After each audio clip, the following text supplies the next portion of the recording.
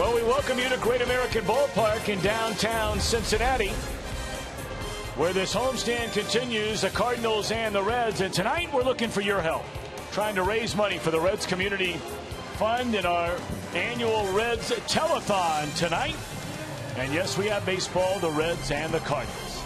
And hi again, everybody. Alongside Chris Welsh and Jim Day, I'm Tom Brenneman. Delighted to have you with us for our Reds Community Fund game here tonight. We'll talk more about that throughout the entire game.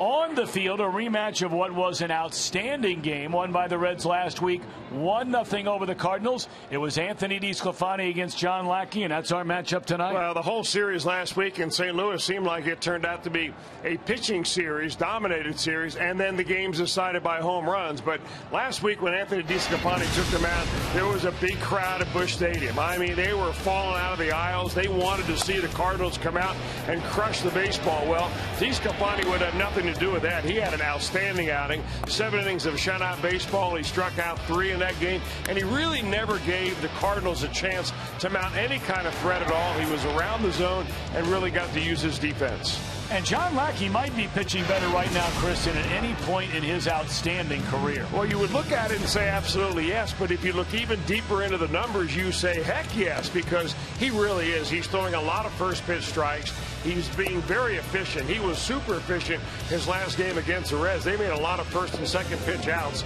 Overall, he dominated. 8 innings of 2-hit, 1-run baseball. That 1 home run by Jay Bruce was a deciding factor in the ballgame. And I'll tell you what, this has really the setup to be another great pitching night tonight. All right, we're excited. We're also excited about our Reds Community Fund Telethon. And when we come back, Jim Day will put the ball on the tee to get us started. Reds and the Cardinals coming up. You're watching Reds Baseball on Fox Sports Ohio.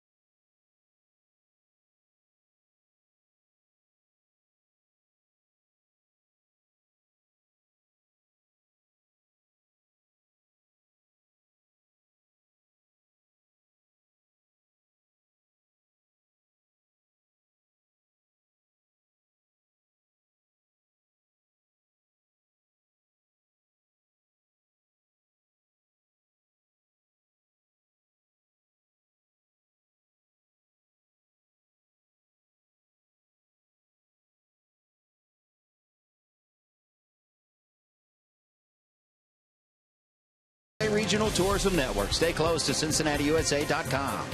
By Chevy. Check out our award-winning lineup only at your Tri-State Chevy dealer. And by Skyline Chili. Feeling good? It's Skyline time.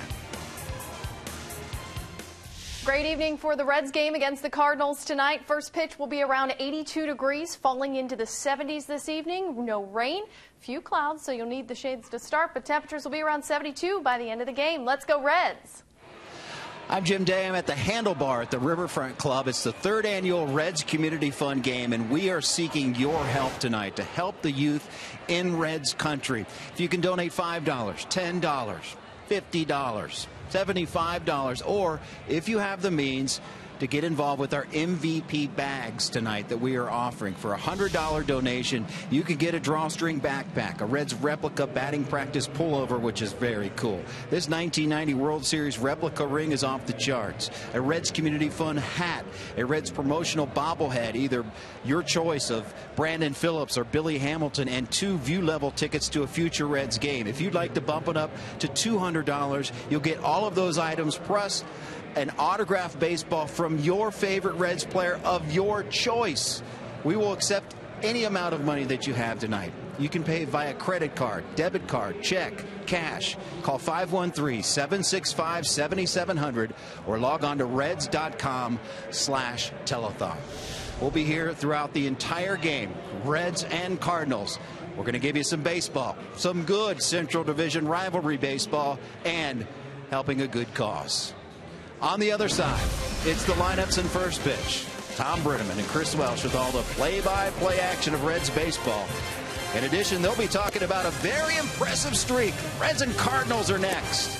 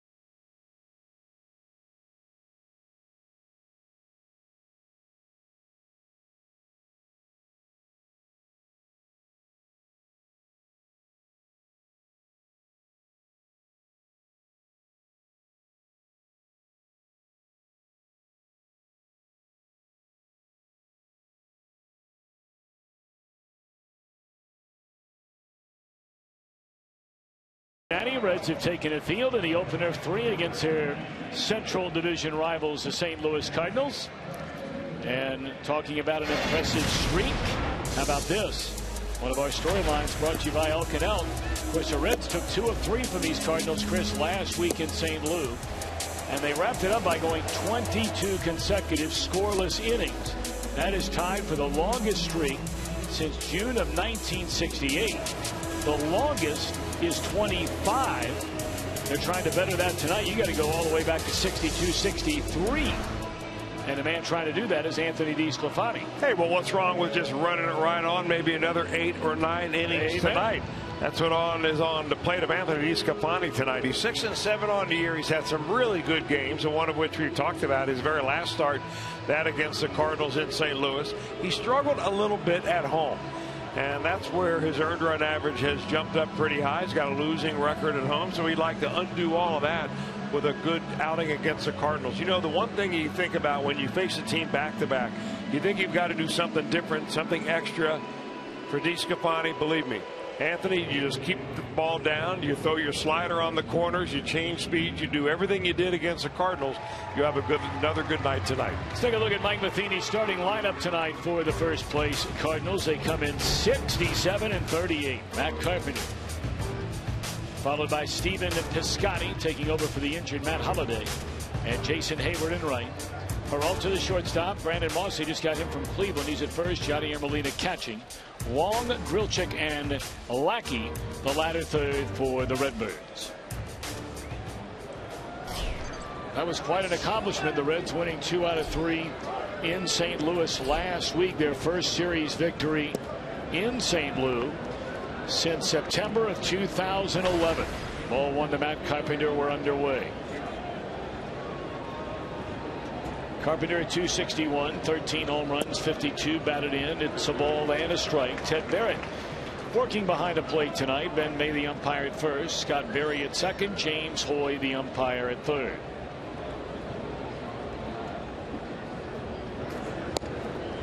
Chris mentioned DeSclafani's troubles at home. His last 2 starts short of 12 innings pitched, and he has allowed 12 earned runs, 6 in each of his last 2 home outings. Gone swinging Carpenter to start the night. Looked like he got him on a breaking ball. Actually, the breaking pitch looks like it was pretty much right there. Took something off the changeup, and you get him on the change of speed rather than the location. And that's a tough out to record Carpenter here to start this ball game. So now Piscotty. Of course, the Reds were in St. Louis when, for the second time this year, Matt Holliday was injured. Holliday currently on the disabled list. They'd like to think they could have him back by early to mid-September. And that's a big bat taken out of that lineup, although you can't do any better than this young man has done. He's had a hit in each of his 10 starts as a major leaguer.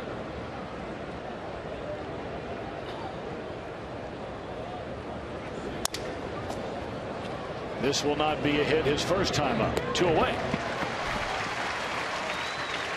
So look at the Reds on defense, presented by Ford.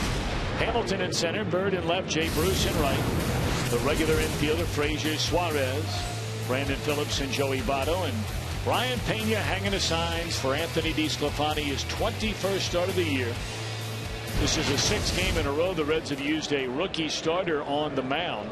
And Chris, we were talking before the game with a number of the season ticket holders of the Reds franchise that it is more than just possible that a rookie starts every game the rest of this 2015 season for the Reds. Yeah, unless there's a move made, Tom, it's more likely probable than just possible.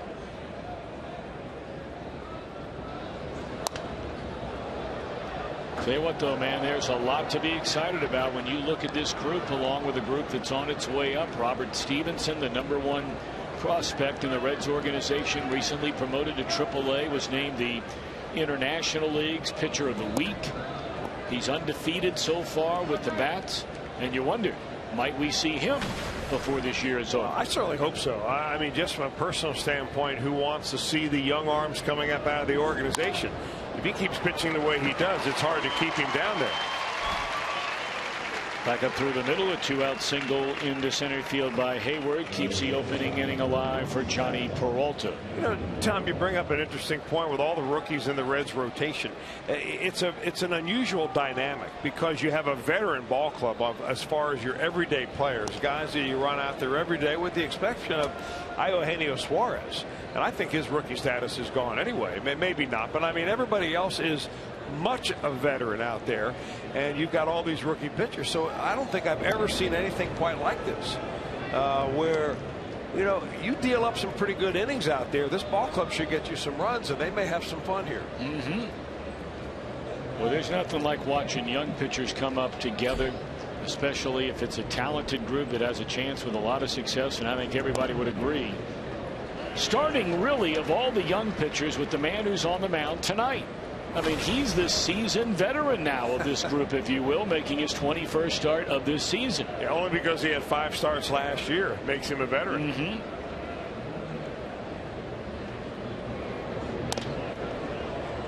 Nothing at 2 on the shortstop, Peralta. And what veteran pitchers do better than rookie pitchers is that they command their fastball. And that's the biggest thing that DeSclafani, he came with that reputation of a guy that has good control of a fastball. Throws a very heavy ball, kind of sinks, very effective down in the zone. But on days when he controls that fastball, he has his good games. Ahead of Peralta at 0-2, runner at first, 2 outs, and gone swinging Peralta. A good start for Anthony DeSclafani. He allows a hit, strikes out a pair, no runs. Reds are coming up against John Lackey when we return.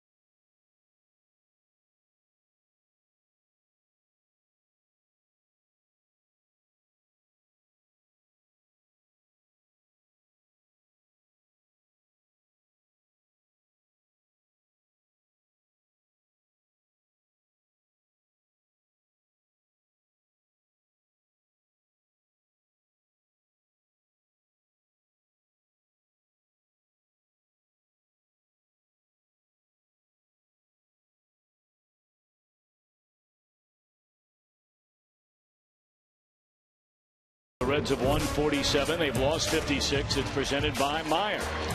Brandon Phillips, Joey Votto, Todd Frazier to start it. Jay Bruce in right, the cleanup batter. Marlon Byrd out in left field with Brian Pena catching. Suarez is playing very, very well. He's a shortstop. DeSclafani bats 8th. Billy Hamilton 9th.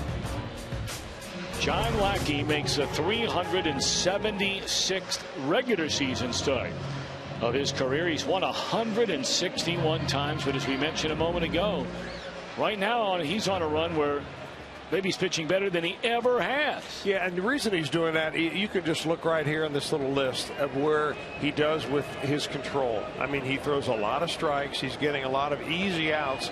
Hitters are coming out of the on-deck circle ready to wheel that lumber, and he's taking advantage of it. And naturally starts out Brandon Phillips. First pitch, strike 1. 279 batter Brandon, 7 home runs, 39 runs batted in. And that one fouled out of play, and Lackey quickly ahead at 0-2. First game back for the Reds after a wild one on Sunday, and Brandon Phillips a part of that, if you will, when he was hit by a pitch. Brandon had a good series. 8 hits and 17 at bats at 2 home runs, 7 RBIs. Of course, the home runs and 7 runs batted in came in 1 game. And there's a 2-strike single to start things here in the first.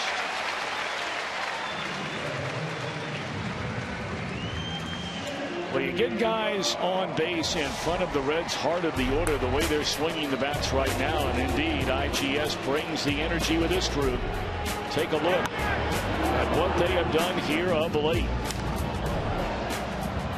And really for the whole year.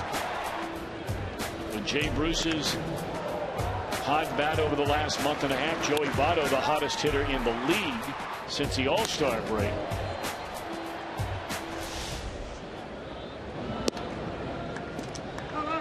And you mentioned the 2 guys, the left-handers in this lineup, Votto and Bruce. When they're hitting, they give the lineup a lot of balance because neither of those guys are the same hitter. Bruce is a way different hitter than Votto, but they're both left-handed. That keeps right-handed pitchers a little bit on the honest side. Votto now the league leader in multi-hit games. We talked about since the All-Star break. Unbelievably, in 53 at-bats, 26 hits. That's a .491 batting average. His on-base percentage is almost 64% of his plate appearances. He is getting on base since the break.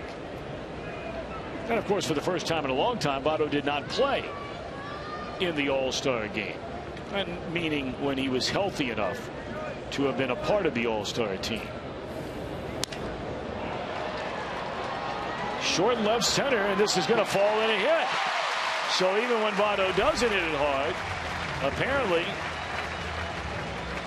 that ball was not read well at all off the bat. Now Randall Grichuk is their center fielder, and he took about 2 steps back. Votto took a mighty swing, but it came out very soft.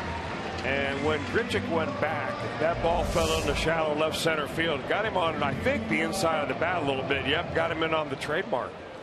But when you're standing in center field and Votto swings like that, your first impulse is to move back. And 1 step back is what did him in. Now Frazier looks at ball 1. I mean, if you can believe this, Votto now in his 100 plate appearances, his last 100, has reached base safely 60 of the 100. First player since Ryan Howard in 2006. In fact, only 6 others have done it, period. Going all the way back to 1974. That is just extraordinary.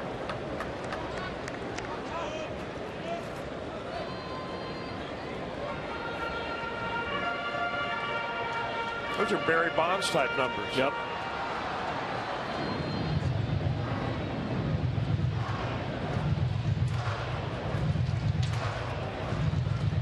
Now Frazier has cooled off since the break. I mean, the way Votto's going, the way Bruce is going, the way Bird's going, if Frazier can get back to where he was, man, oh man. And there's a grounder to the left side, and this will be a double play. On to third, Phillips. The Cardinals on defense are presented by Ford, Piscotty, Grichuk, Hayward. In the outfield, Carpenter, Peralta, Wong, and Moss. Third to first. They just picked up Moss from the Indians. Molina hanging the signs for Lackey. Now the Reds need a 2-out hit to get on the board here in the first inning. And that's up to Jay Bruce.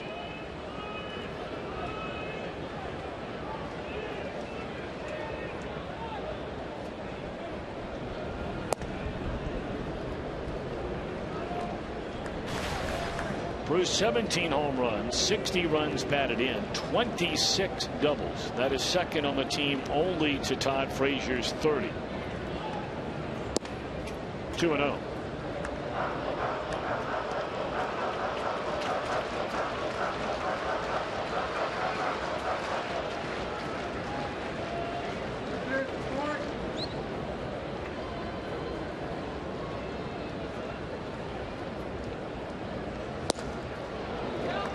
Fastball right down the middle, and Bruce a big hearty cut on a 2-0 count. Comes up empty. 2 balls and a strike. Well, what a run Lackey has been on indeed. Tonight, gunning for his 10th straight quality start. A 1.67 ERA, and the Reds are on the board. As Bruce is going to pick up his 27th double, and the Reds lead 1-0 here in the first inning.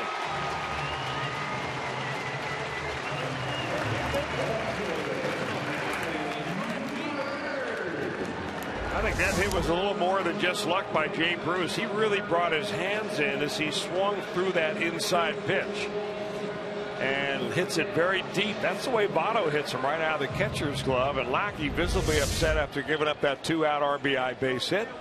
And the Reds are on the board.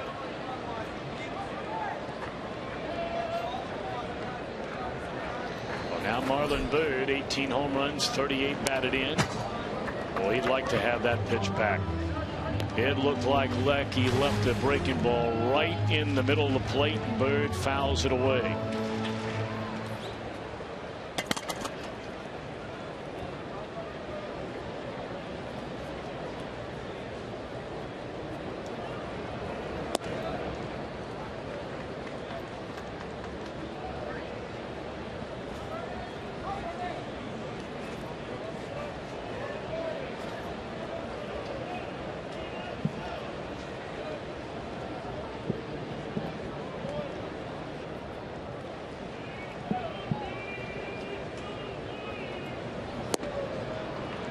Fastball swung on and missed, and you can tell that Lackey still got a little giddy up on that fastball at 93 miles per hour. Yeah, maybe not touching the height of his fastball that it used to be, but he, you know, it's interesting. As Lackey gets older, and he's now 36 years old, he's throwing more fastballs now than he ever has, percentage-wise.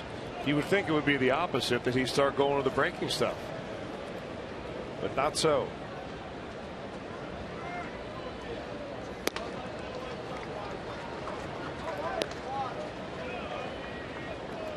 I mean, he's a big guy. He's 6 feet 6 inches tall. You don't really get that when you watch him on TV. Probably goes about 240.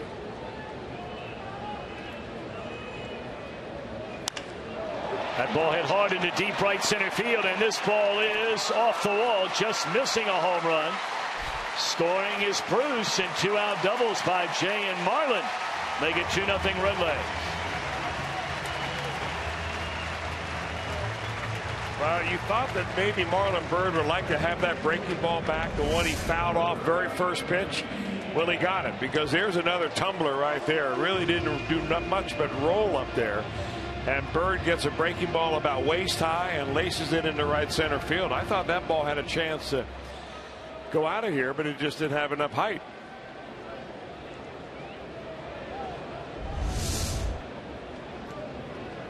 So now Brian Pena looks at ball one. We were starting to mention before the Bruce double that Lackey is allowing barely over a run and a half per 9 innings over the last month and a half. And the Reds already with 2 against him in the opening frame here tonight. You got to remember the difference of the mindset of these two ball clubs right now. I mean, the Reds, you know, they're retooling. They've got a whole rookie pitching staff coming up and throwing. You do have some veterans out there. You're playing for respect. You're playing the game hard. But the Cardinals, on the other hand, you know, they want to get to the end of this season as the division winner. And they're looking down the standings. The Pirates are on them, 5.5 games back. The Cubs have won 5 in a row. So you're just wondering that, you know, this ball club, they're really relying on John Lackey to be the leader in his pitching staff. With Adam Wainwright lost for the season. And he knows where he is on that staff and how important he is.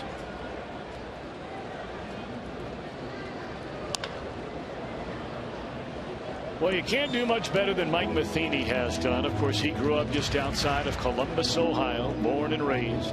In the midst of his 4th season as Cardinals manager, he's taken his teams to the postseason each of his first 3 years. He is one of only 15 managers ever to win 275 or more games in his first 3 years.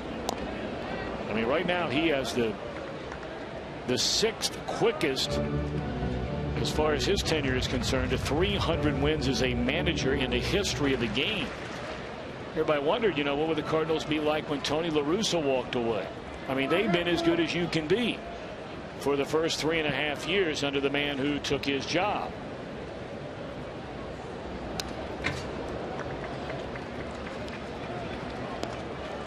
This is where Brian Pena can wear you out. He's a guy that has really traded in the long ball for better contact. His numbers are better with runners on base and better than empty. And he gets better, it seems like, when he gets 2 strikes on him.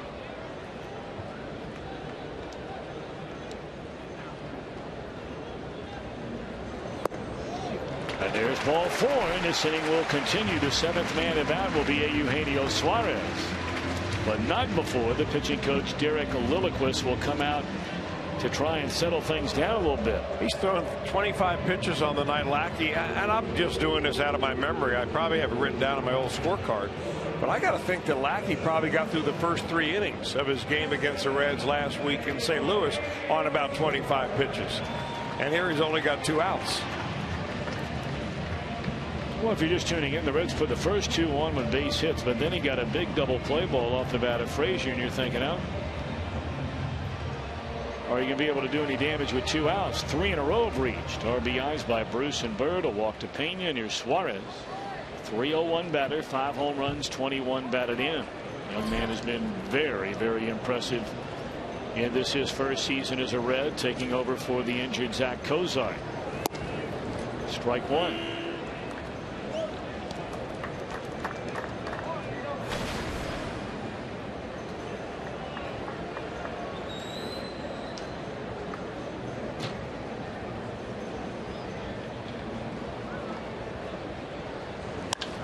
And there's another base hit with 2 outs to bring in another run. Suarez delivers, and the Reds lead 3-0.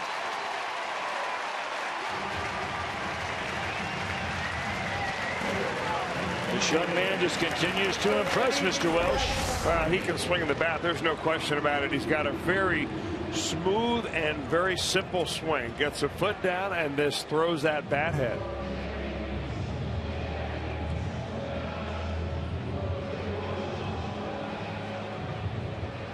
Boy, this is sometimes the best time to get a veteran pitcher like John Lackey's in the first inning.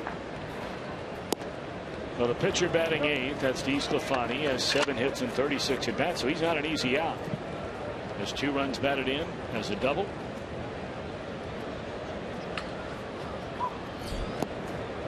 Oh, and 2.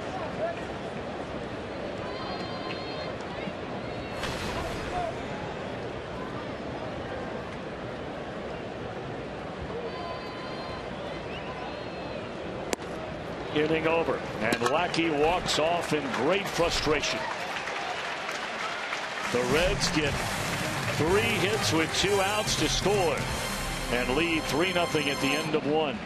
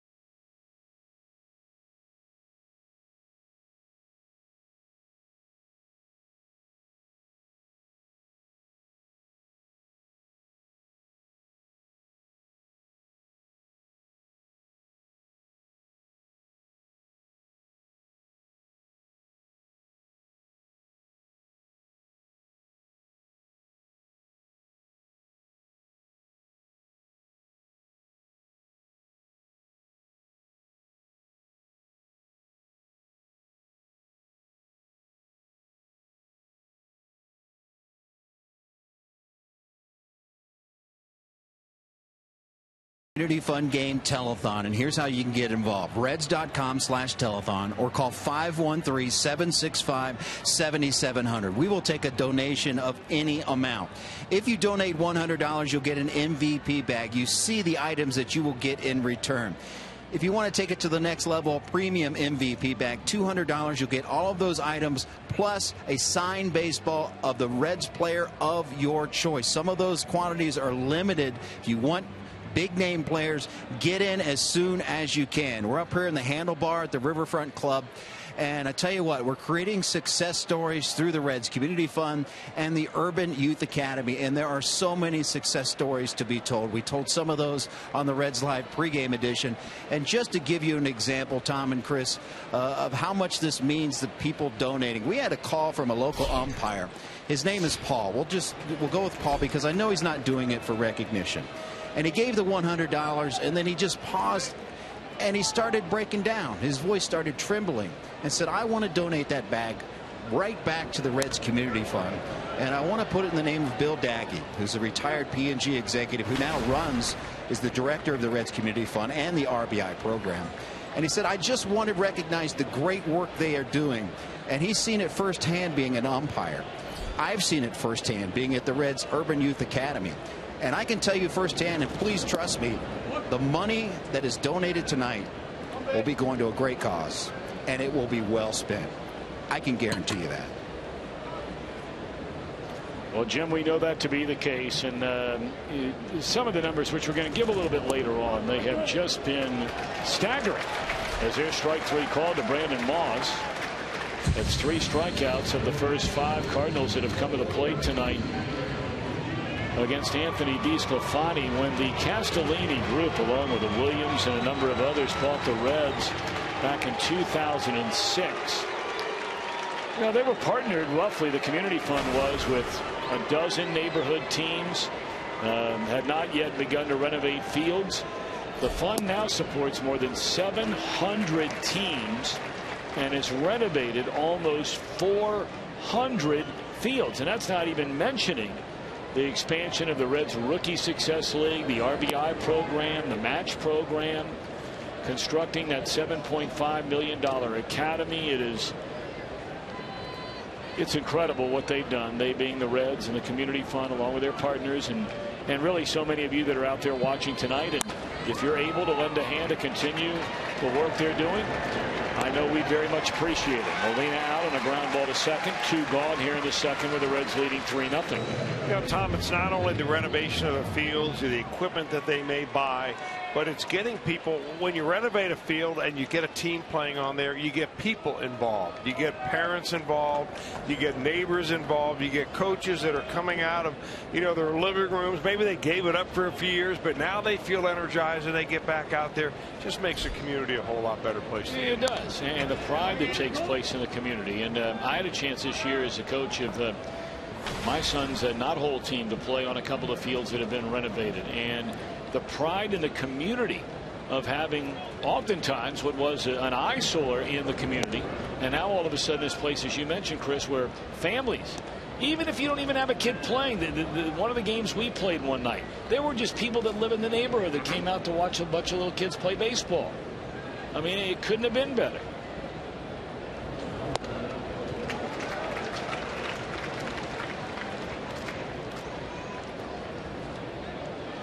DeSclafani not fooling around here tonight. He's getting that baseball, big deep breath, the sign from Pena.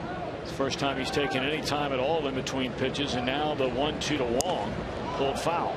Well, he ought to feel very energized himself, DeSclafani should, after pitching the way he did against the Cardinals last time out. You know what you can do because he did it last time. Now that he's got a 3-run lead, it makes him even puff his chest out a little bit more. The 1-2 got him swinging. That's 4 strikeouts. We're hoping you can give us a call and help the Reds Community Fund on this telethon Tuesday night. Reds lead 3-0.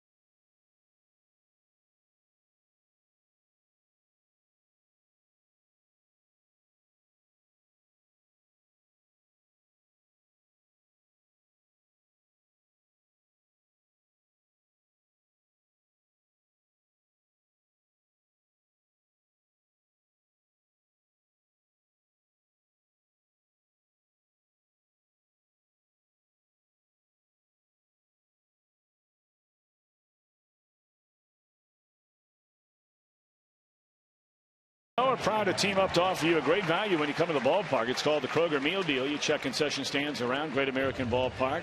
The Kroger Meal Deal includes a hot dog, a bag of chips, a 16-ounce Coke, And during this homestand, a Hostess Twinkie. You get all that for $9. Make sure to get your Kroger meal deal today.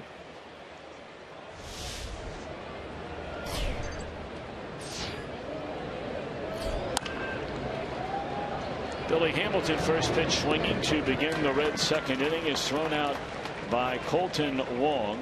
Reds lead 3-zip. Tom, I looked it up, and last time the Reds and Cardinals got together with Lackey on the mound against DeSclafani, Lackey threw in the first inning 8 pitches, all of them strikes. Wow. And 2 strikeouts in that first inning. He threw 30 in the first inning tonight, and he gave up 3 runs. So what a difference a week can make.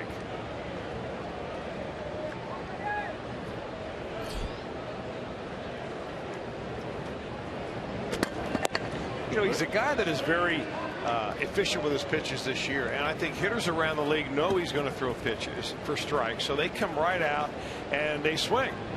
And he is among the top 5 in the league. How about this, Brandon Phillips? Brandon will take it all day, every day. He's 2 for 2 tonight. Go back to that list, though, for a second. I thought it was interesting because if you look on this list, you're going to see some of the better pitchers in the league. Bartolo Colon having another Bartolo Colon year. He throws about 90% fastballs because that's why he gets a few pitches. Scherzer's one of the best. Lackey, Zach Greinke, and Mike Leake. So guys that are around the zone, you're going to have more hitters swinging that bat, and you're going to take advantage of your defense. Got to be a lesson in there somewhere, isn't there? Yeah, I think there probably is. That was why I said let's go back and put that up again, because the guys that are throwing the strikes, well, that's it. How'd you like to start your rotation with that 5? Well, you know, any coach at any level doesn't want a pitcher going out there and throwing 30 pitches an inning. They're not going to be around very long, no matter how good they are. You know, Chris, the one thing in watching all of those guys pitch through the years, and Greg Maddux used to talk about this all the time. Randy Johnson did too, but his stuff was so uniquely different than a guy like Maddux, is that, you know, you hear so many times guys get ahead 0-2, and let's try to get him a chase now a little bit. Let's nibble around and nibble around and nibble. Those guys on that list, they're not nibbling around. No. They're not wasting pitches. Well, some of those guys on that list are also on the same list of getting a lot of first pitch swings, because you come out of the on deck circle ready to swing the bat because you know you're getting strikes. Votto's a different animal there. Here's the first pitch swing percentage, and again, some of the same names. Scherzer, Lackey, Kershaw. That would not be a bad starting 5 to have. Cueto.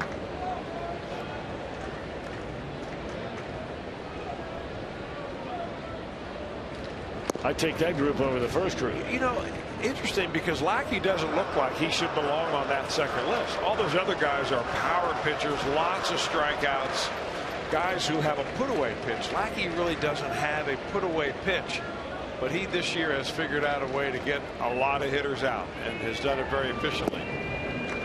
3-1 breaking ball. Votto will take his walk. He's on base again 2 times tonight. If a Red hits a home run off that Toyota sign tonight, Debbie Lasita from Union, Kentucky will win that Tunger. And you can still register for your chance to win in an upcoming game. Just stop by your Cincinnati and or Northern Kentucky Toyota dealer. All right, Reds got 3 runs in the first inning, and they're knocking on the door for more in the second. 2 on for Frazier. Brandon takes off. Throw down to third base, and he easily gets in there. Brandon must have been paying attention earlier when Bruce was out at second, and a couple of times Lackey never even checked on him, and he doesn't look at him here. No, he doesn't. He varies his look sometimes, but I think Lackey right now is more focused on that hitter. And Brandon smells that. It really changes the at-bat now for Todd Frazier. Fly ball, plates a run. That is 15 out of 16 in stolen base attempts this season for Brandon Phillips. I mean, the last 3-4 years he never ran, and he was a perennial 20-20, even a 30-30 player going all the way back to 2007. he was hitting the cleanup spot a lot, and I wonder if that had something to do with his mindset. Brandon is 2 stolen bases away from having more this year than he had, or 5-4 away, I beg your pardon, than he had the last 3 years combined.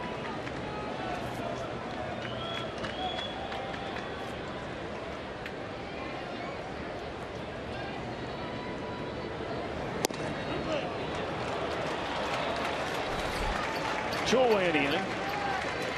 2 strikeouts for Lackey. That's a big one there. I'm beginning to think that Frazier has Lackey on the mound, and he's one of those guys where he just doesn't see the ball come out of his hand very well.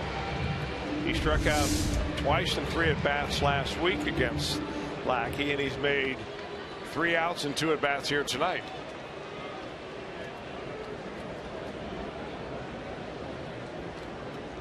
Jay Bruce, a 2-out run scoring double to drive in the first of 3 in the first inning, and the Reds are leaning on Jay again with 2 away an inning later. Ball 1. Last 4 games, 5 hits for Bruce, and all 5 of them doubles, including his first at bat tonight.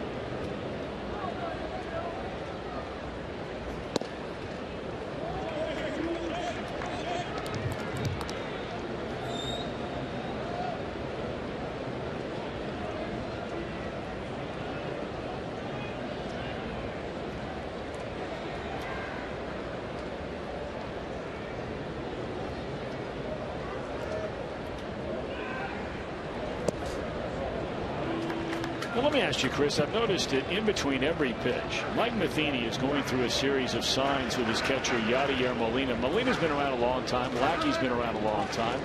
What do you think that might be all about? I think it's about defensive signals, you know, whether you're going to throw through if the VOTTO decides to run. It has nothing to do with calling pitches. Well, this should end the inning.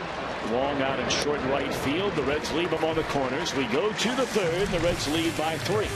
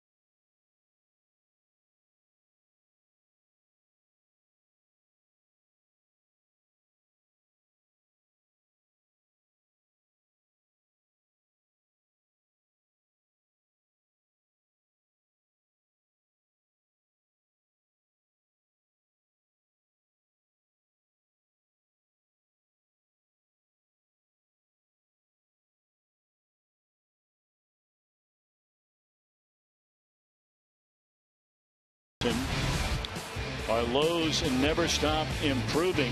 Named the International League's Pitcher of the Week. Chris, I don't know how you do much better than this. Look at the 6 starts so far in Louisville, and this week 2 starts. My, oh my. You know, this is a case of a young man really beginning to get it. His delivery has changed completely, Tom. I've been looking at video of him, you know, over the years as he came up, drafted out of high school, very raw, great arm.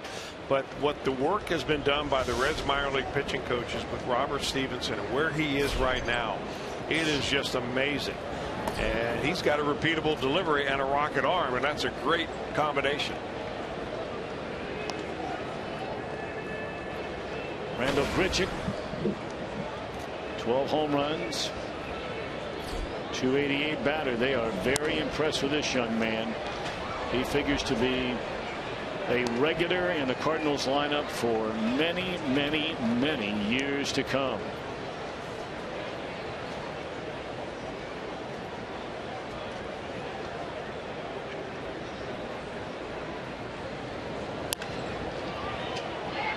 Hook foul.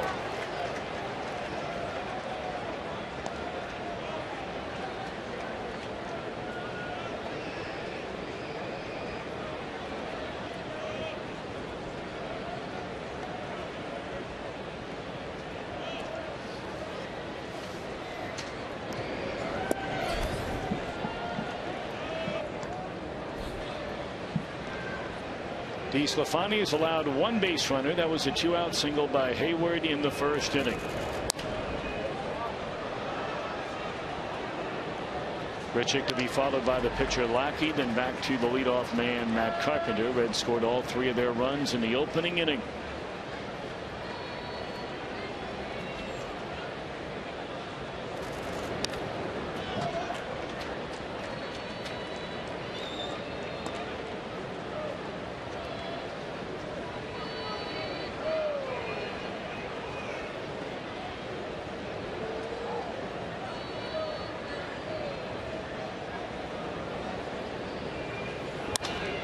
Straightaway center field. Racing back is Hamilton, and it's off the wall back towards the infield. Grichuk will come to third base, and he slides in safely for his 7th triple of this season.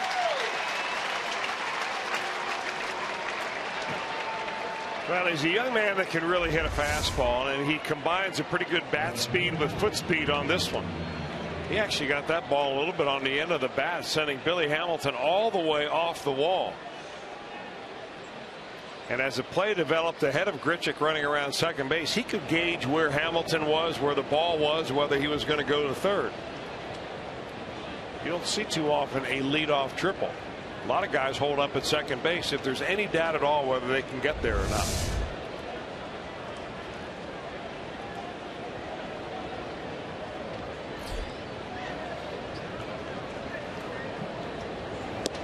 Lackey the batter. Like only 3 hits in 37 at bats. He has 1 run batted in. Reds conceding the run along the infield. And it's a ball and a strike. Of course, tonight our Reds Community Fund telethon, raising money for the Reds Community Fund and all the great work they do. We do this annually. As it's 1 ball and 2 strikes on Lackey.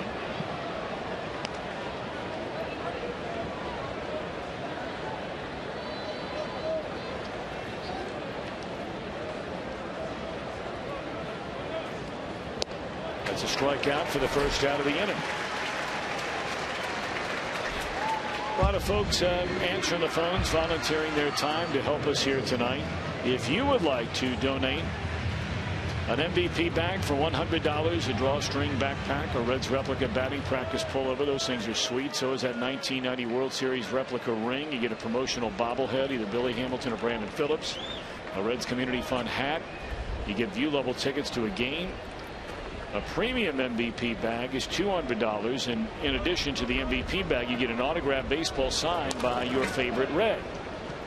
Now, the sooner you get that in, the better chance you have of getting your first choice of player. Right. So if you want a frontline player, maybe a superstar or an all-star caliber player, those are the ones that are going to go first. So there's your incentive of picking up the phone like right now and dialing them up. And again, the number 513-765-7700. 765-7700. Or if you'd rather do it online, reds.com/telethon. TELATHON.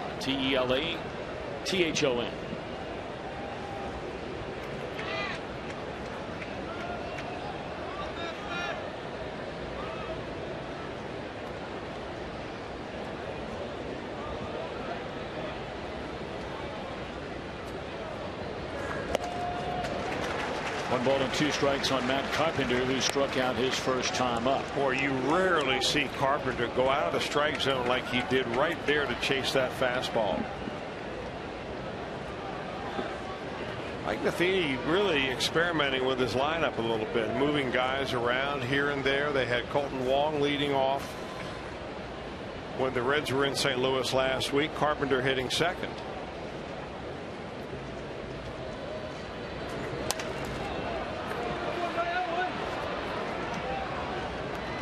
Well, this is a key out right here for DeSclafani. If he wants to throw a 0 on the board right here, Carpenter's the man he can get, and he's ahead in the count. He's had him chasing pitches out of the zone. Might be time to come right back upstairs a little bit out of the zone again. Going to come inside on him here with a heater.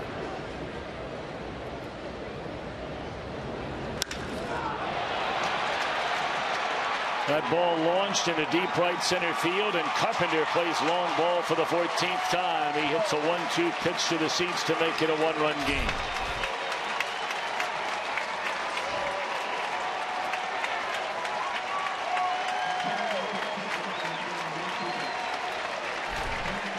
Boy, we say it so many times, Tom. It's not sometimes where you hit your target, it's where you miss.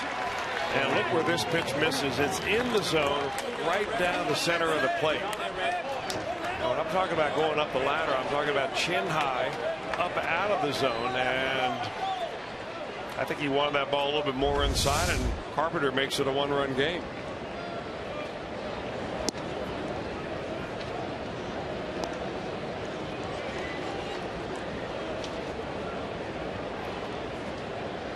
So that ends a string of consecutive scoreless innings the Reds pitchers have had against this Cardinal offense. It was 22 coming into the game.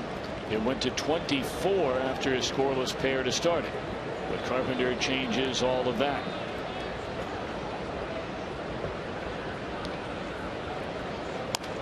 You know, it's funny sometimes how where a guy hits in the batting order can skew how you look at a player as an offensive force. You look at Carpenter, who primarily is hit leadoff. Chris mentioned they fooled around in moving him from time to time, but I mean, by and large, if they play a World Series game tomorrow, he's in a leadoff spot. And you compare him, say, to Joey Votto. Now, Votto's on base percentage is significantly higher. He walks a lot more, and Votto's batting average is 40 points higher than Carpenter. But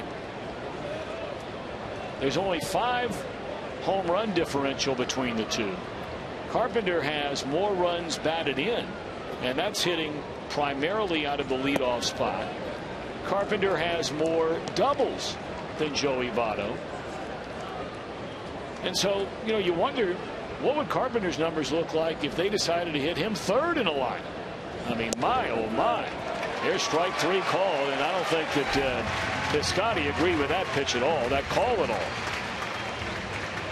Well, that's 6 of them now for DeSclafani. Number 7, our box tracks has it right on the edge of the plate. Nice comeback action on that fastball. Well, you know, you might compare really Carpenter rather than comparing him to Joey Votto. You compare him to Brandon Phillips, because Phillips has batted all around the lineup like that as well.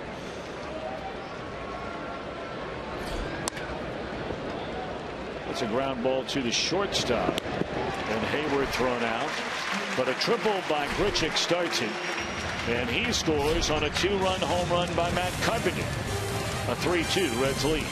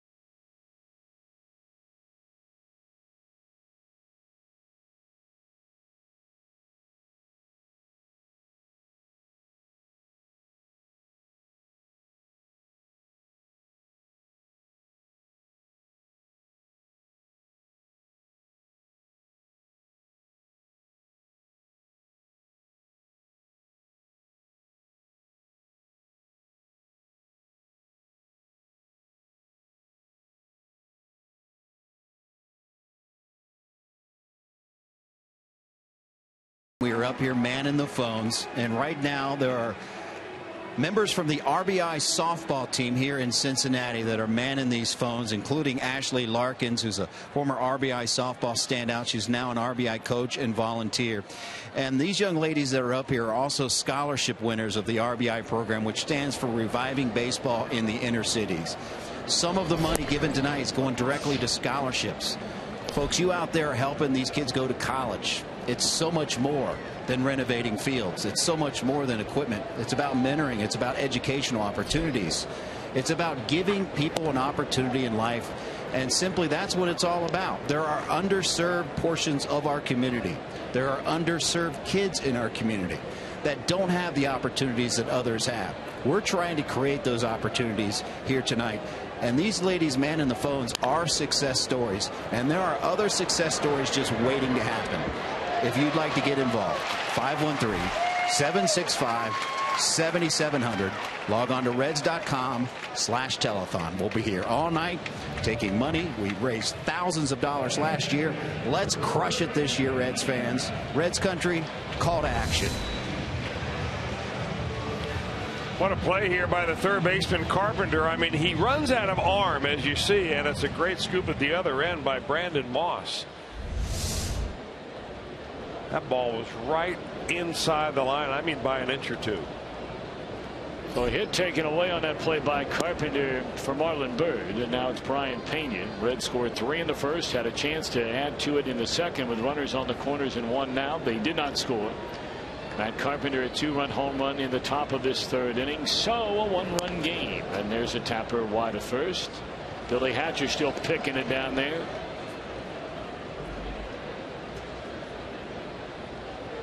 The pride of Williams, Arizona, is Billy Hatcher.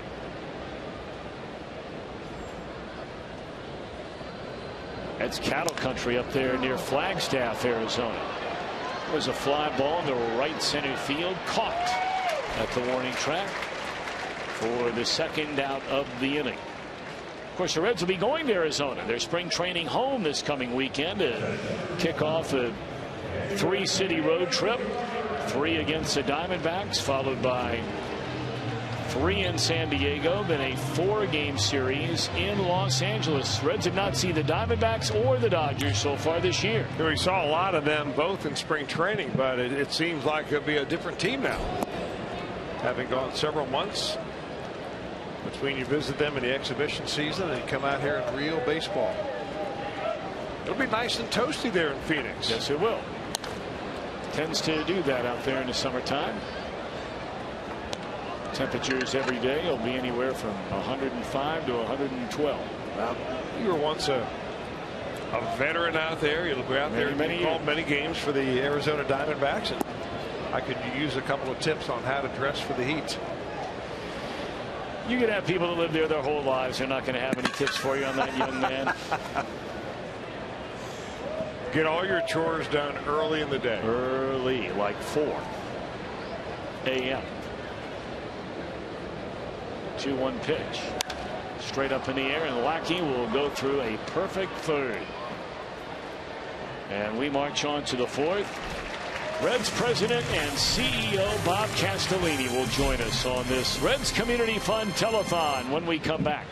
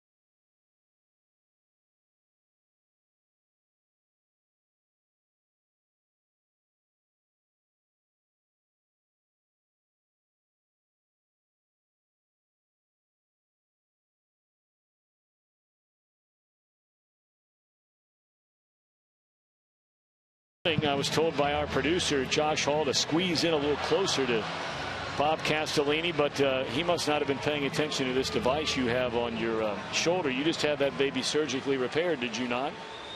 A little rotator cuff. I'll be able to pitch in about spring training. Okay. All right. You know, tonight, Bob, is a very special night every year here on Fox Sports Ohio. We have this Reds Community Fund telethon, and you know, I brought up earlier back in 2006 when you put together the group that bought this franchise, the Reds Community Fund. I'm not going to say it wasn't non-existent, but you know, roughly you were working in about a dozen neighborhood teams. There were no fields being renovated. That hadn't even started yet. And now here we are, 9 years, almost 10 years later. You support more than 700 teams, renovated close to 400 fields. And that doesn't even talk about the Reds Rookie Success League, the match program, RBI. How has all of this happened? Well, I think two important words are Charlie Frank. Mm-hmm. He has been sensational. He headed up the community fund at the time, but I would tell you we liberated him and said just go for it. And the owners of the Reds were extremely generous to get it going, and then the sponsors, and you know, I think it culminated with what P&G has done in league with Major League Baseball and the Reds to build the Urban Youth Academy, which is really one of a kind, and I think we touch we have as many as 35,000 people out there, kids out there, various games and activities. But you know, we have a program that goes all year round, and look, you accomplish two things with this concentration on these ball fields for these kids. You have the kids active, you know, I mean, several thousand of them year round, and certainly all summer long for a lot of them, and they're off the streets and they're playing a sport that they really enjoy. And I'll tell you what we compete with more than anything else is you know, these devices. Yep, you're right. These kids, when we were kids, Tom, you and Chris, when you were kids, you were out playing sports all year long, all the different sports, and all of us were. There's a little bit of a different concentration today, so we've got to extend ourselves, and that's happening with baseball. And I will tell you that not only is it great for the kids, and you know, the wherewithal that they come up with all summer long and all year long, and that little spark of self-confidence that they get when they do well in a sport, especially baseball. But also, I mean, this is a little pragmatic, but we are building baseball fans. Sure. We're getting these kids back playing baseball, understanding the game. And I'll tell you what's just amazing is how many girls play the game and softball. And, look, if you don't understand the rules as you grow up, it's sort of tough to get your wife to come down to the game, right? Or your daughters or whatever. And it's been phenomenal, absolutely phenomenal what Charlie has done with RBI and youth baseball in the city of Cincinnati, with the support of all these wonderful sponsors and season ticket holders and owners. It's just over the top. I'm very proud of it. Very proud of it. Bob, you also have to be proud of the way the players, your major league players over the years, have really gotten involved in it too. Oh, absolutely. Without them, it would be very difficult. Absolutely. I'm sorry. Not only do they come out and support these kids, but financially they're a big support system. The players have been fantastic. So it's a combination of all those things that have made this comeback of youth baseball so significant and successful in Cincinnati. You know, Bob, so much of that has been was culminated, and of course there's more to come. I mean, we're still plowing forward, moving forward to do bigger and better things, not only in Cincinnati with the Reds Community Fund, but all over Reds country. I mean, whether you're in Dayton or Columbus or in West Virginia or in Indiana or in Kentucky or Tennessee, wherever it might be, as this should be the second out of the inning. But But, man, around the All-Star game, it seemed like you and the commissioner were at one function or another that the Reds Community Fund was involved in. He had to be amazed when he was here to see everything going on, wasn't he? Yeah, he was. And also he was very proud to participate in a lot of it. When the All-Star game takes place in the city, Major League Baseball donates somewhere in the area of $5-6 million to that community, and then the community itself raises money. And you know, we had the Urban Youth Academy with P&G and the Reds, and we raised pretty close to $10 million in and around the All-Star game, which was phenomenal. And the things that we were able to do, I mean, we did some really neat things at you know, at Children's Hospital. We had a wonderful reception room that we put together over there, and the Boys and Girls Club, the Shakely Boys and Girls Club building out on the west side is fantastic. That was really a big deal. And, yeah, over in Price Hill that morning. Yes. And then this reception center at over in the West End to rehabilitate and to help veterans come back and get jobs and get reoriented into civilian life. That's a big deal, and that was one of those things that you know, we were presented with it. We didn't know what it was all about, and so we looked into it and we said, "Gosh darn it, we want to get behind this thing." Those things that happen in and around All-Star games in a community are pretty fantastic. Well, Bob, we can't thank you enough for all that you've done. And I know I'm speaking for so many people. Chris and I make our year-round home here just like you do. We all grew up here. And for all those out there that have been so very much positively helped by everything that you spearheaded, Charlie, your ownership group, and so many others, I know I'm speaking for all saying thank you. Well, thank you, Tom. You guys have been a great support system yourselves, and I can't thank you enough. Thank you, Bob. Keep up the great work. We're going to raise some more money tonight. Hey, I understand you're going over the top tonight. We're going over the top. We're going for it. Charlie Frank is giving the orders. We're on our way. I'll be cheerleading for you for the rest of the night. Keep up the good work, guys.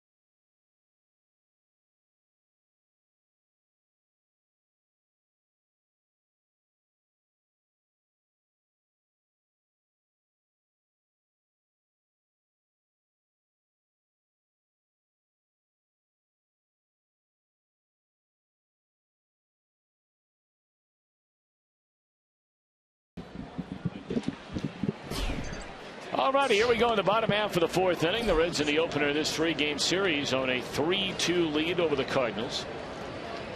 John Lackey allowed 3 runs in the first, was in trouble in the second, got out of it when the Reds had first and third and 1 out, and then retired the side in order in the third. Here we go with the pitcher leading off in the fourth.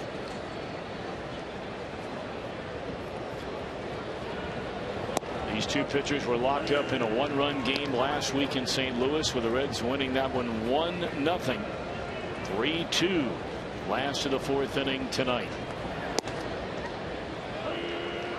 You know, Tom, great having Bob Castellini on, but the message that I get every time we talk about the Reds Community Fund and what they've done with the fields and the programs and the services, it goes way beyond just baseball. I mean, there's so many things that community fund is involved in. It's helping the community right from the inside out. I mean, it's something everybody can get involved in, and you get involved in it by ringing up the phone tonight. And look, I'm not going to dismiss $100. I would never would, because it's not my money. If you're able to spend that kind of money, God bless you. If you're not, God bless you. But this isn't one of those where you got to spend, you know, $5,000, $10,000, $15,000 to be a part of something and make a difference. If you're able to donate $100 tonight and get that bag, we'd love to have you with us. If you're able to only volunteer your time, you know, maybe you're living near one of the areas that the Reds Community Fund is involved in. Maybe there's something you can do with your hands, with your brain, that would help the cause. We'd love to have you do that too. It's funny that your son played on your son Luke is 10. Yeah. Played on a field, or a couple of fields that were renovated by the Reds Community Fund this year as a 10-year-old. And my son Mac, playing in a college summer collegiate baseball league, played on another field, Brian Wilson Field, out in the eastern part of Cincinnati, UC Claremont. Beautiful ballpark. Yep. So, I mean, the ranges are everywhere, including softball. Young and old, reaches everybody.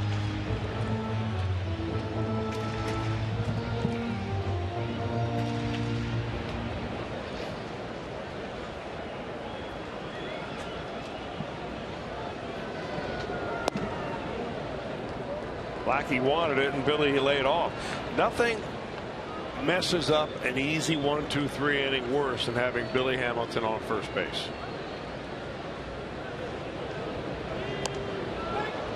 Trying to bunt a 2-1 pitch. It's over the screen and out of play. 2 balls and 2 strikes to Billy Hamilton. Billy grounded out to the second baseman, Colton Wong, on the first pitch of his only at bat, leading off the second.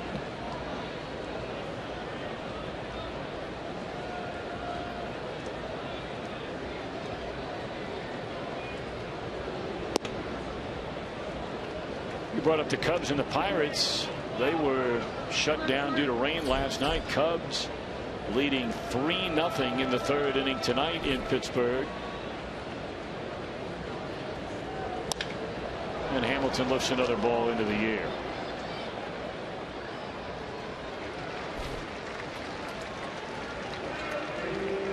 Well, right now you can tweet your strongest fan photo. Use hashtag OhioDataStrongFan, and you might see yourself during an upcoming Reds telecast.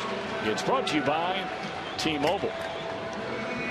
You know, for the Cubs, they're in the midst of a very important stretch right now. And Chris brought up earlier, they've won 5 in a row. They are 4 behind the Pirates for second place in the National League Central Division. But only a half of game in front of the San Francisco Giants for the second and final wild card spot among all National League teams. So pretty much every night the remainder of this season, it is going to be grinded out time for a handful of teams, including the Cubs. Fly ball to center, and it's back-to-back 1-2-3 innings for Lackey. He's retired 8 in a row.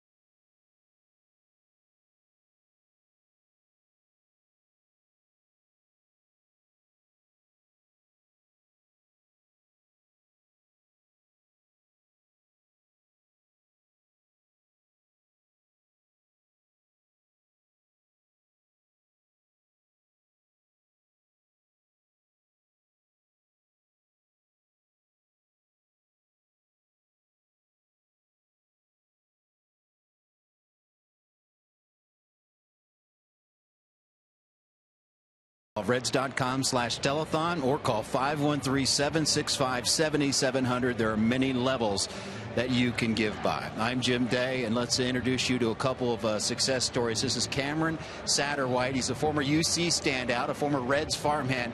He's now the coach of the RBI senior team that just won the East Regional. In a couple of weeks, they're off to Texas for the RBI World Championship. You got one of your players here, Diairo Howard, and I got to tell you, you've got to be awfully proud of these kids. Absolutely. This has been a complete honor. These kids have really worked hard, and they are really deserving of the championship that we're going to be heading to in Texas here short. You got honored before the game today, and we'll show a little bit of that. But Diairo, can you put into words what the Reds Urban Youth Academy and the RBI program has meant to you? First of all, I'd like to give thanks to God. Without him, none is possible. But the Urban Youth Academy is like my second home. It helped me better as a person and a student athlete. I actually worked on mechanic and fundamental stuff, and I studied a lot there, so I took advantage of it, basically. That is awesome. And you, Cameron, have seen many success stories like Diairo here. I imagine there are a ton of them out there. Absolutely. It seems to be growing greater and greater every year. But, you know, the academy being where it's at and the Castellini's vision to really make this thing great has really been exceptional. To be a part of it has been a real honor. Well, thank you for your service. Thank you for mentoring these youngsters. Yeah, I cannot thank you and commend you enough. Well, thank you. Appreciate it. Diairo, good luck in life, man. We're counting on you. Thank you. Thank you. You too, man. All right, Tom and Chris, success stories up here. Diairo is a success story. There are success stories waiting to be happened, and you can get involved. 513-765-7700. Hey, Jim, hang on a minute now. All right, keep that camera shot on that young man. You got a good-looking smile here. He does have a good-looking smile. Have him turn around and face the camera. There we go. We got to get that shot. If we're talking, Diairo, you're looking good. They're saying you're looking good, and you got a $1 million smile going on. Thank you, man. Who is this? Chris Welch? Chris Welch and Tom Britterman are in there. Welch, he helped me pitch a little bit at the academy, so. That's awesome. Chris Welch, you helped him pitch at the academy. How about that? Very nice. I hooked up with Diairo early this year, you know, before the Reds headed down to spring training, and what a pleasant young man. And you know what happens when you deal with guys like Cameron Satterwhite and Diairo, that they get influenced so much by that Reds Community Fund that years from now, Diairo may come back and be a coach himself. Well, you know what? You could pretty much take it to the bank. And that is what is so beautiful about it. It just begins a whole new cycle of giving back, remembering how much it meant to you during your youth. And, boy, once you get it going, it can't be stopped. And, you know, the one thing you heard him talk about in there, and for those that are saying, you know, look, there are a lot of charities that are asking me to help them here, help them there. And, look, we get it. Every one of us at one point in time feels that way. But one line he just said in there, which we really haven't touched a lot on tonight, but you know, this is a place where these kids, even when baseball season is not going on, where they can go after school in many cases and do their homework, where it's quiet and peaceful, and they have tutors there and people there that can help them. So you're doing more than just getting kids to play baseball. Yes, that can be a part of it, but that's not exclusively what's going on. And a lot of these places that the Reds Community Fund are behind.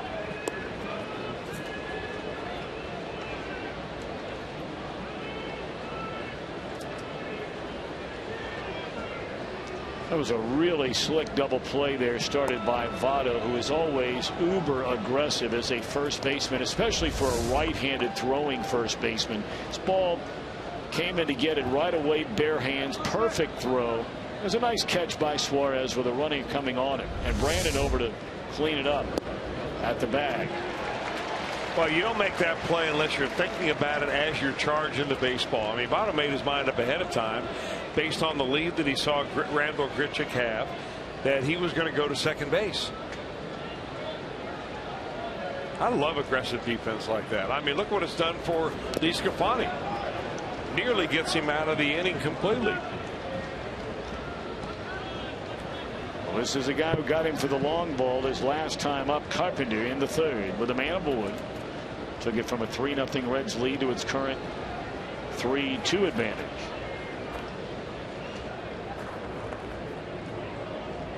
Three and 2 on Carpenter. Ball swinging.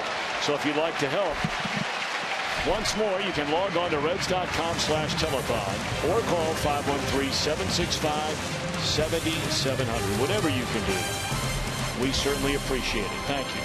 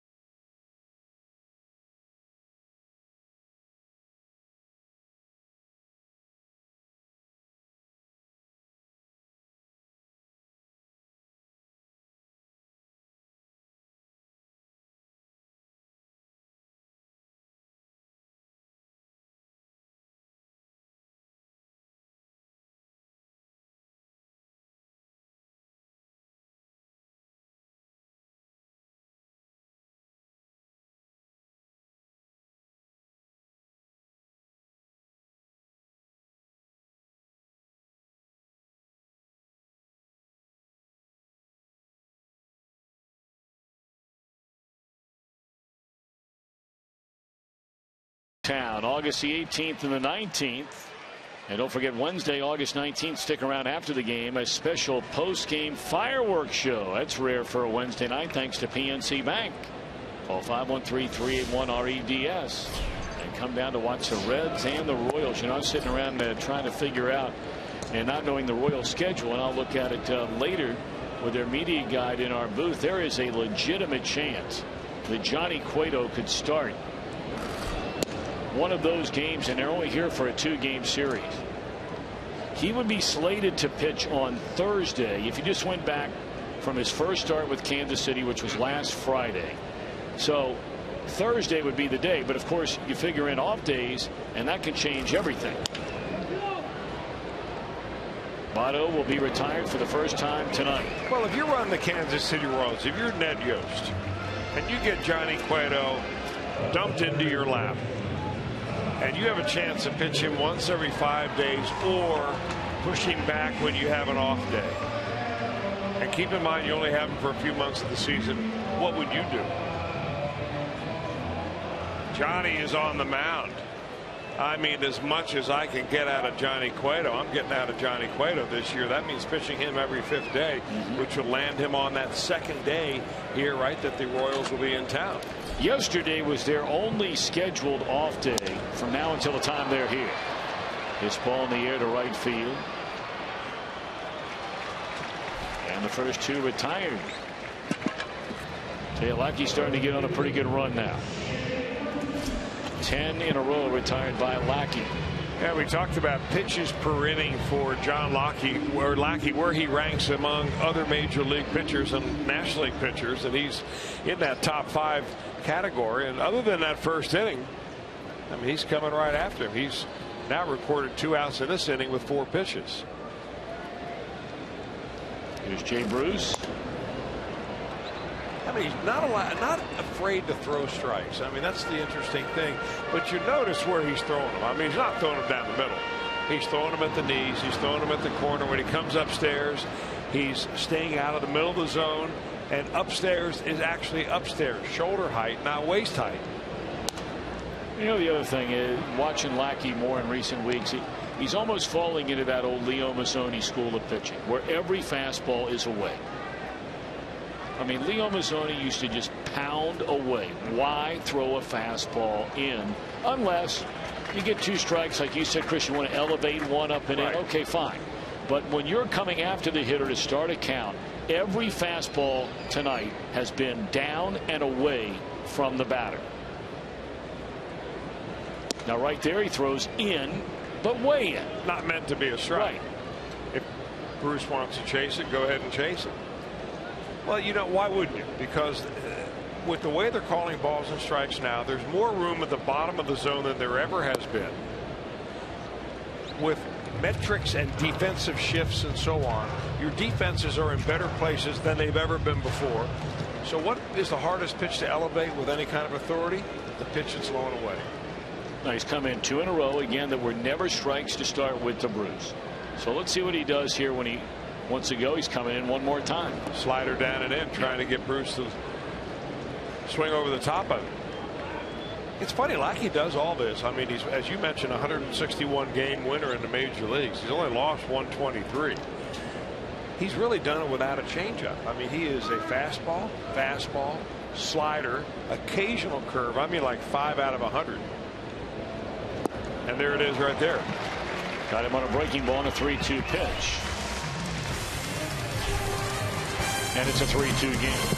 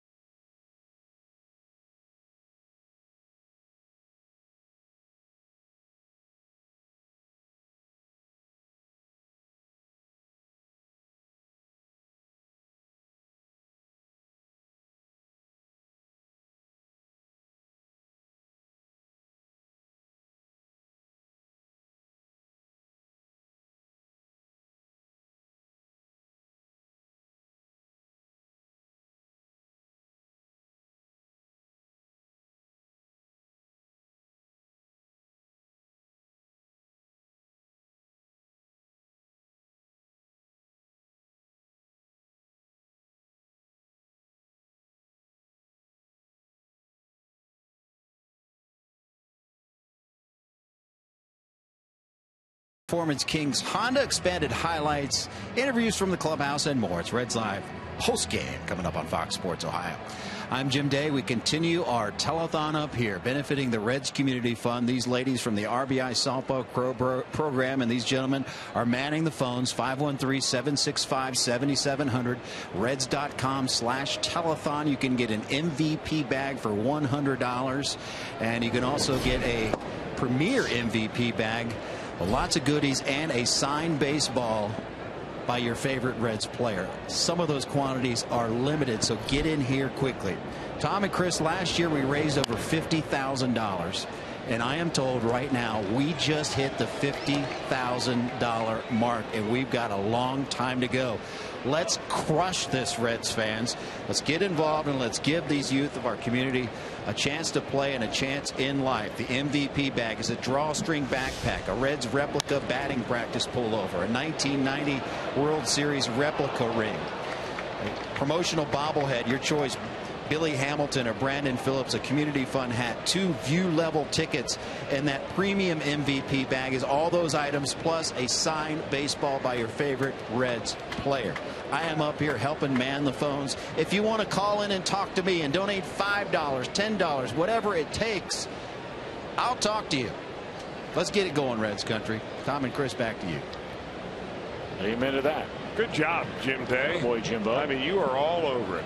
Last year in a game, as I remember, Tom, it was what, a 10-0 game. It was not a very good game on the field, but Reds fans came forward. Jim Day prodded them all night long, and we have already reached the mark that they eclipsed last year all night of $50,000. But let's don't let up. Anthony DeSclafani's not letting up. He comes after Stephen Piscotty with a strikeout. That's 8 of them, and that is 8 of them now for DeSclafani. He had only 3 in his last game against the Cardinals, but he is Just really spot on, and it's spot on with that fastball. Got nice little comeback action on it. Piscotty's a guy that will chase pitches away, so he's aware of that outer part of the zone, doesn't want to be too aggressive, and a perfectly placed fastball. As we were starting to mention there, a new career high for DeSclafani. 8 of them. And we're only in the 6th inning now. You know, it looks like he sped up his delivery just a hair. I mean, watching him throughout the year, sometimes he can kind of lull you and lull himself to sleep in his delivery by having it too slow. Looks like he's picked the pace up a little bit. I don't know whether that's intentional or just one of those nights where he feels like he's done that.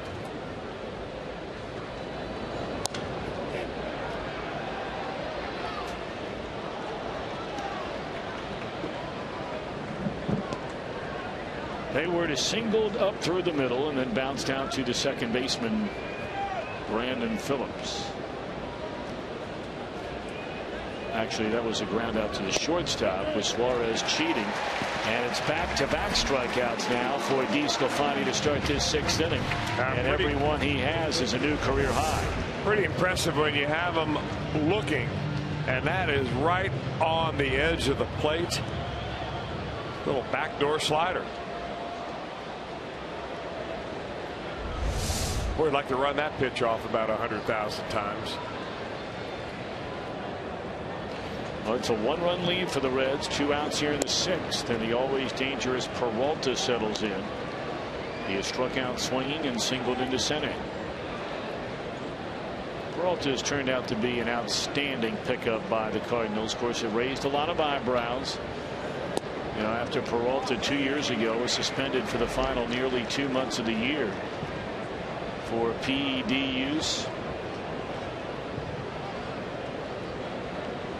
And you know, a lot of people said, oh, the Cardinals, they walk around and they preach about doing it the Cardinal way, and why would they take a chance on Peralta? They maintain that, you know, based on their knowledge, that it was not steroid use by Peralta, it was something else, and they took a chance on him, and it's been a great pickup.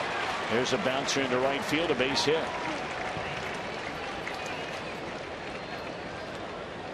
We invite you to follow the Reds the remainder of the year wherever you are with MLB.TV at bat, the #1 app for live baseball. It's up to the moment at any moment.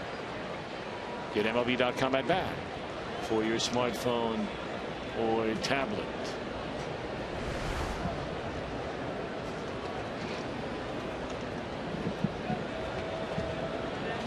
Two down in the inning. And here comes Brandon Moss. And a base hit into left field. So 2 on after strikeouts to begin the inning. And the Cardinals have a tying run at second base, a go-ahead run on at first. Brandon Moss did some damage against DeSclafani earlier this year when he was wearing the uniform of the Cleveland Indians. He came in here and hit a home run against DeSclafani. And then on Sunday night, he had a walk-off base hit as a pinch hitter for the Cardinals. So he has taken right to those Cardinal uniform. Done a nice job. They put the big shift on him. He hit the other way the other night, and he hit it the other way just now.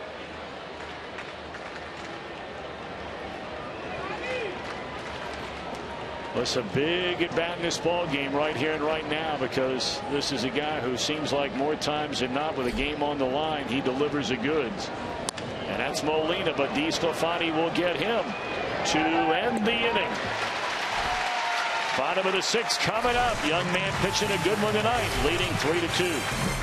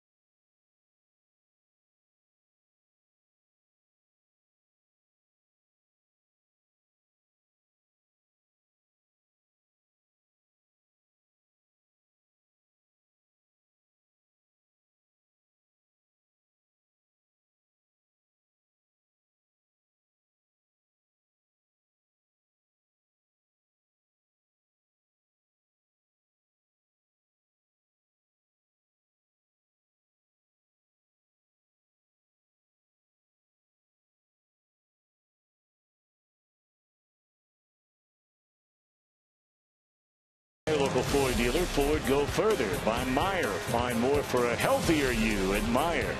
And by Cincinnati Children's, ranking 3rd in the country on the U.S. News and World Report's best children's hospitals in America.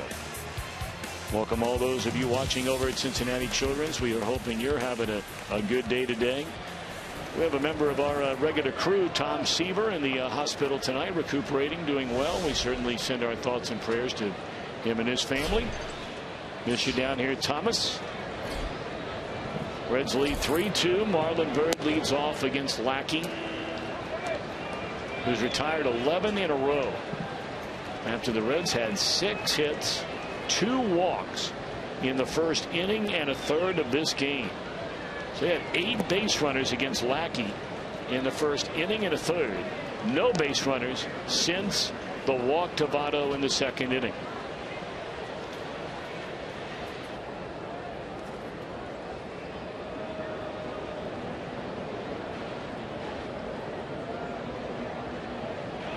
Marlon to be followed by Brian Pena and then Eugenio Suarez.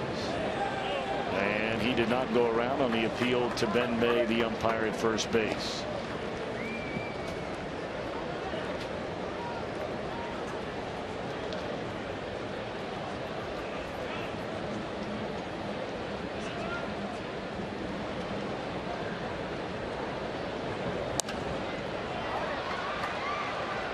I want to send out birthday greetings, Tom, to Harry Purcell. Harry Purcell is the granddad. He brought his grandbabies and his daughter here tonight, sitting out there in the moon deck out behind Jay Bruce, and having birthday number 90 at the ballpark tonight. So congratulations to Harry, and best wishes to his son-in-law, Bill Case.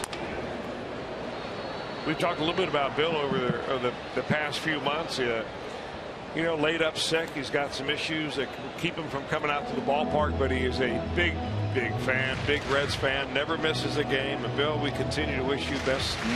You hang in there, keep working hard, and hope you get better. And I hope your kids and your father-in-law, Harry Purcell, having a great birthday here at the ballpark. 90. Harry, happy birthday, man. And he's still cruising around out there in the moon deck. That's where people out there having fun. Well, that's a beautiful seat out there, I'll tell you what.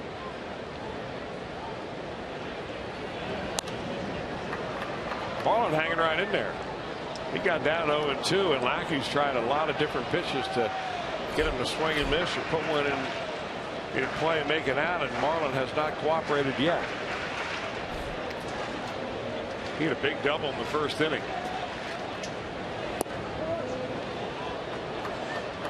Lackey wanted it, and Byrd was happy he didn't get it.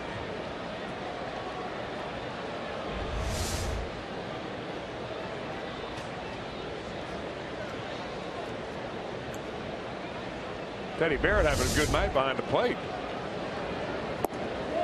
Breaking ball away from him in a check swing, and he went around this time. 5 strikeouts now for Lackey. Well, as promised early in the game, we have our Data Strong fan photo of the game, and you can still tweet your strongest fan photo to hashtag Ohio Data Strong Fan. It's brought to you by T-Mobile. Larry, thank you. Red Bull guy.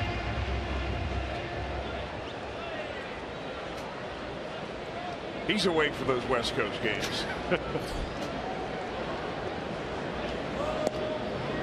Well, he'll be fired up then. Next week is his kind of week. Actually, the end of this week, where the Reds not as late start times in Arizona.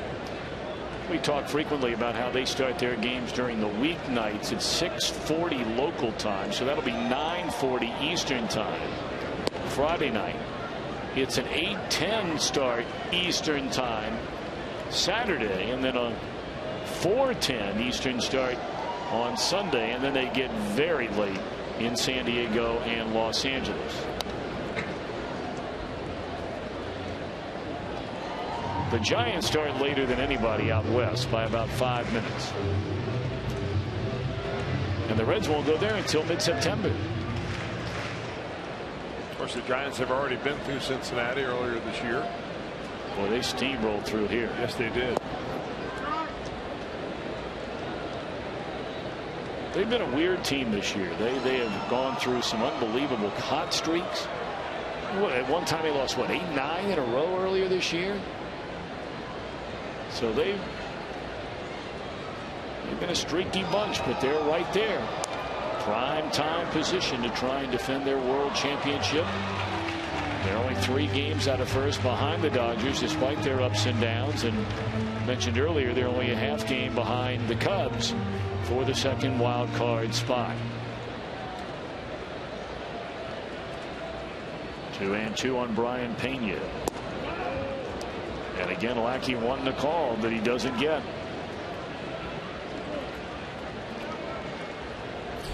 Suarez waiting. 12 in a row retired by Lackey.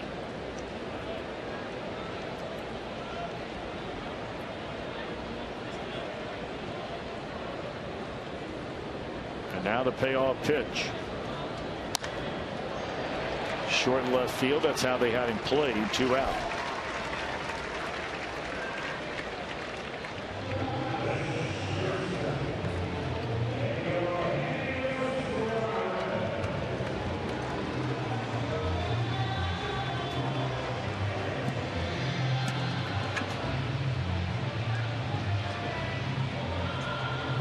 Cubs have extended their lead in the 5th inning in Pittsburgh 4-0.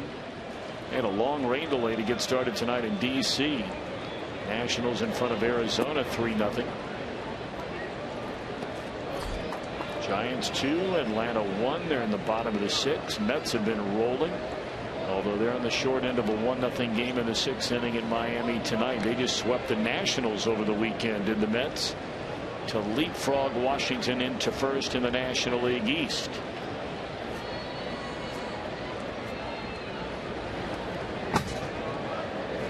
You saw the Mets for that 3-game series. Are you a believer in those New York Mets? Well, they have improved their ball club a little bit, and they've got pretty good starting pitching, but no. The short answer is no. But I would say that the Nationals have opened the door wide and allowed the Mets to be where they are. I mean, if you just look at the number of wins they have in that division compared to the teams in this division. I mean, New York has 56 wins, and they're leading the National League East. That would put them about 10 games back of the St. Louis Cardinals if they were in this division. That's why, you and I have talked about this, and look, they have plenty of time to turn it around, and they've had a lot of guys injured, so it's unfair to make a blanket statement about the Nationals. But when we've seen them, and of course the Reds did not lose a game to the Nationals this year, so we did not see them at their best. But I thought of all the division leaders at the time that they were by far the most impressive, the least impressive of any of the better teams, quote unquote, we've seen in the league so far this season. They might be the most, when healthy, the most impressive on paper, but the least impressive on the field, at least the way they played. Yes. And they have been hurt by injuries. No question. When you don't have a Worth and Rendon and Zimmerman for a long time, I mean, that's the heart of your batting. Fly ball short right, and the beat goes on for Lackey. We're off to the 7th. We'll check in with Jim Day when we come back. Reds still lead 3-2.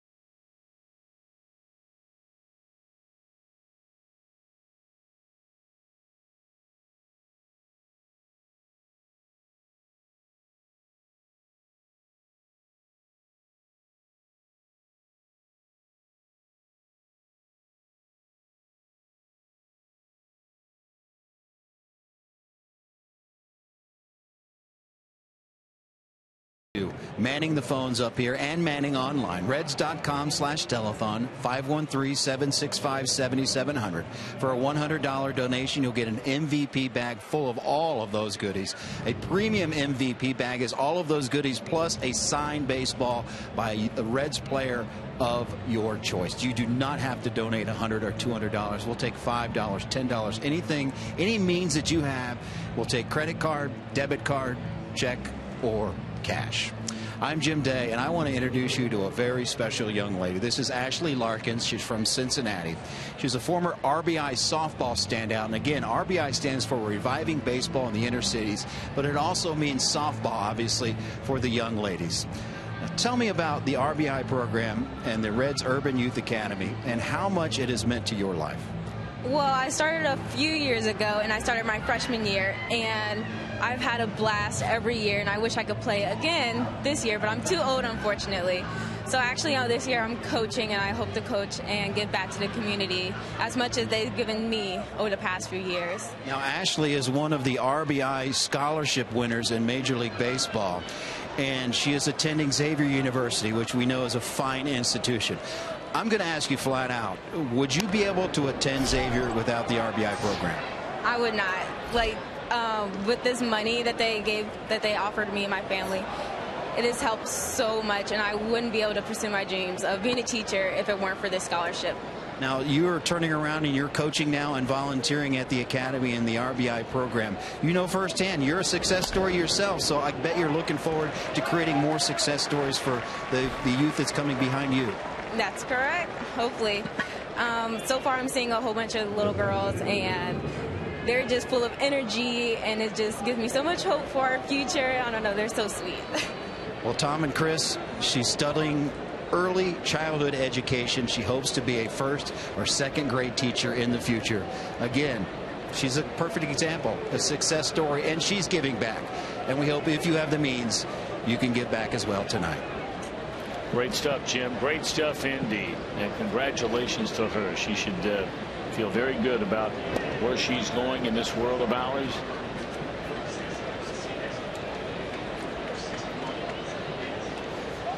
Meanwhile, the Reds have made a pitching change. Anthony DeSclafani allows 7 hits in 6 innings, does not walk a batter all night, strikes out a career-high 9. He gives up 2 runs, but he is lifted in favor of Burke Badenhag.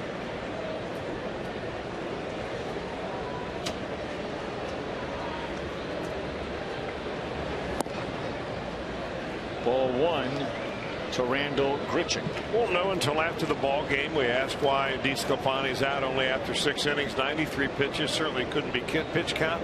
But it might be that they're keeping an eye on him. You know, they want him to finish strong all year long, and maybe Brian just feels on a warm night he's had enough.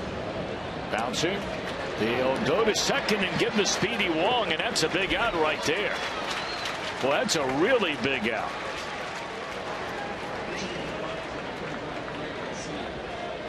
Well, if you can't get 2, the next best thing is to get the lead runner. And a high chopper like that, Frazier never hesitates, and he's got a strong arm, you know it. Brandon gets that ball and just kind of hangs right in there, although he does lift his left leg to get it out of the way of the sliding Wong. All legal and all clean.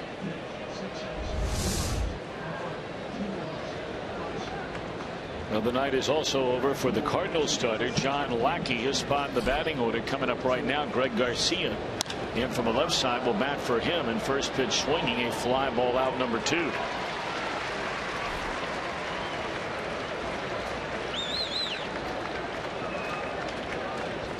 So that now makes it a career best 10 consecutive starts for John Lackey that are quality starts. 6 or more innings, 3 runs or less.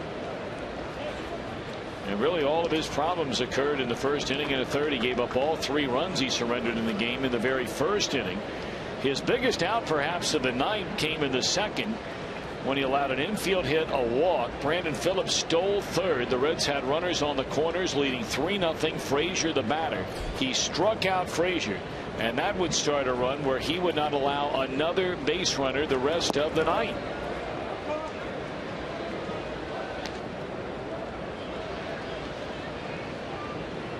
Lackey, with his effort tonight, that gives him 17 quality starts out of the 22 that he's put up there. That's 4th best in the league, behind the likes of Greinke and Clayton Kershaw, Jake Arrieta, and Garrett Cole.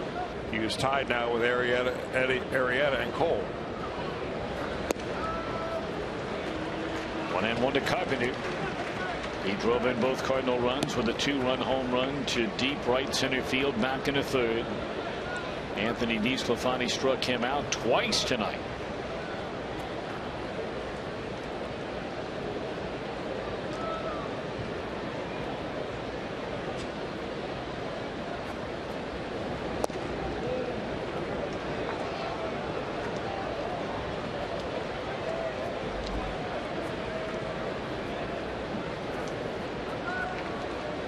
Well, you know the equation for the Reds, trying to get Badenhop through this 7th.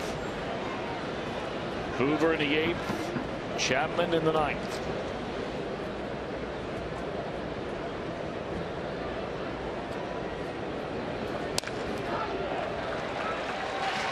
And Carpenter lifts one into right field. Advancing first to third is Grichuk.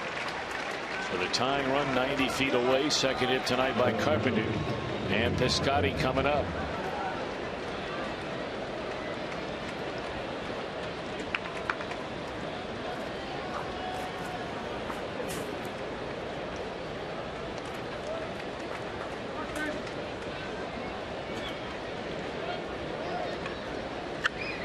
Well, the last inning, the Cardinals had 2 on with 2 out, and Molina coming up in a 1-run game. And DeSclafani got him on a ground ball to short. So if that was the biggest out of the night at the time, this now becomes an even bigger out. An inning later, tying run at third, lead run at first. And Badenhop v. Piscotty, who's 0 for 3 in the game. There's that ground ball out for a second straight inning. Badenhop a scoreless 7th. They stand and stretch, and the Reds still lead by a run.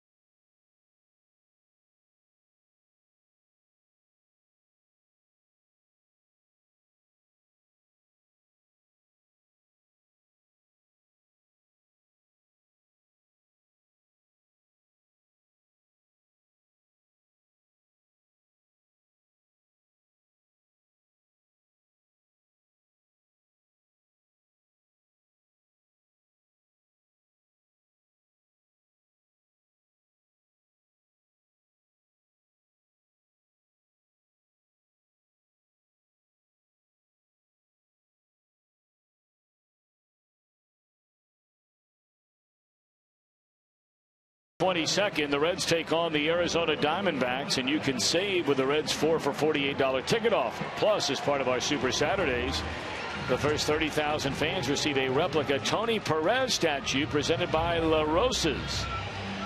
For tickets to Tony Perez Day, August 22nd, call 513-381-REDS.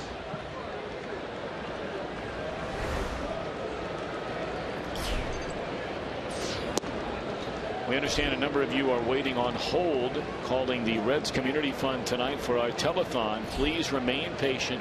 They will answer your phone. We only have so many operators standing by and so many phone lines set up for this tonight.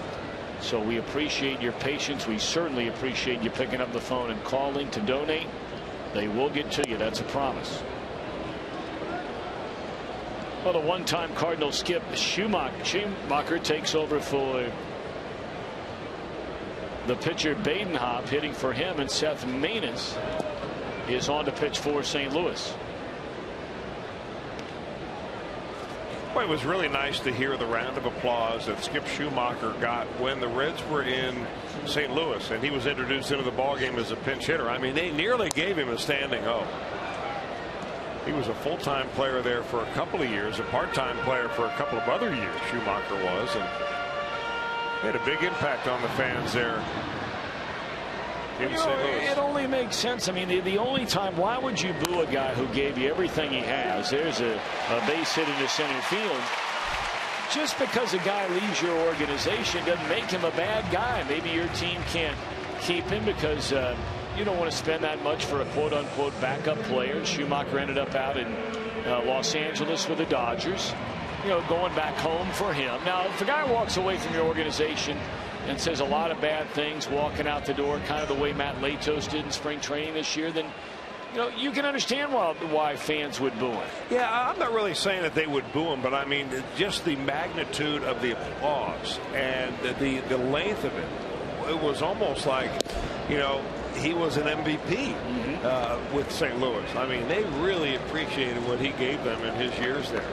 And well, I guess what I was saying was just that it seems like almost everywhere you do go, when a player leaves for whatever reason and they come back to the team they played for, there seemed to be a lot of boos in the stands.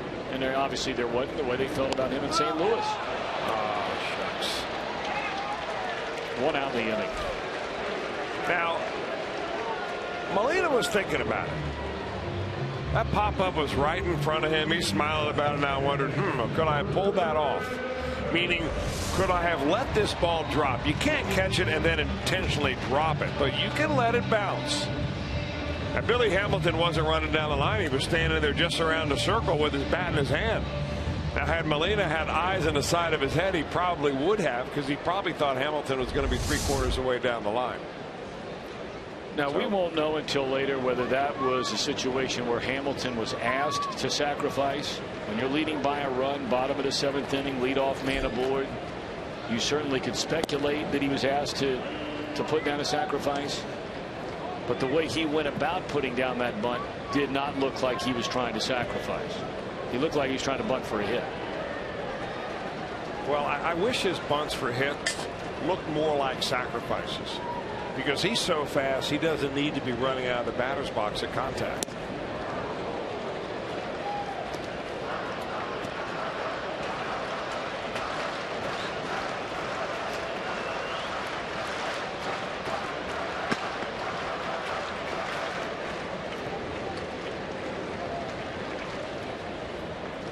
J.J. Hoover, as we suspected, is getting loose in the Reds bullpen. And it's still 0-2 on Brandon Phillips, 2 for 3 in the game. He scored a run, stolen a base. Cardinals will have 3, 4, 5 in their batting order due up in the 8th. Left-handed batting Hayward. Right-handed hitting Peralta. Left-handed hitting Moss.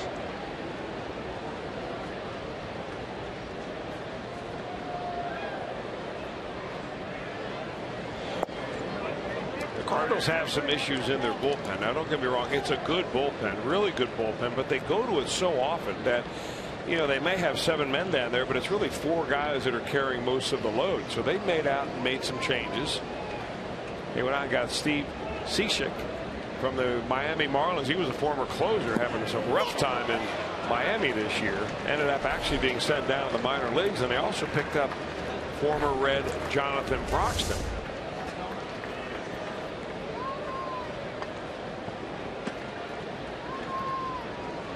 And many feel the reason they went out and made the deal for Broxton was because, you know, they keep hoping and hoping and hoping they're going to get Jordan Walden back sometime soon, and that just continues to drag and drag and drag.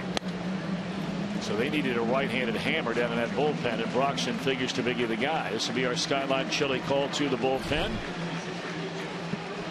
Randy Choate will come on to face Joey Votto.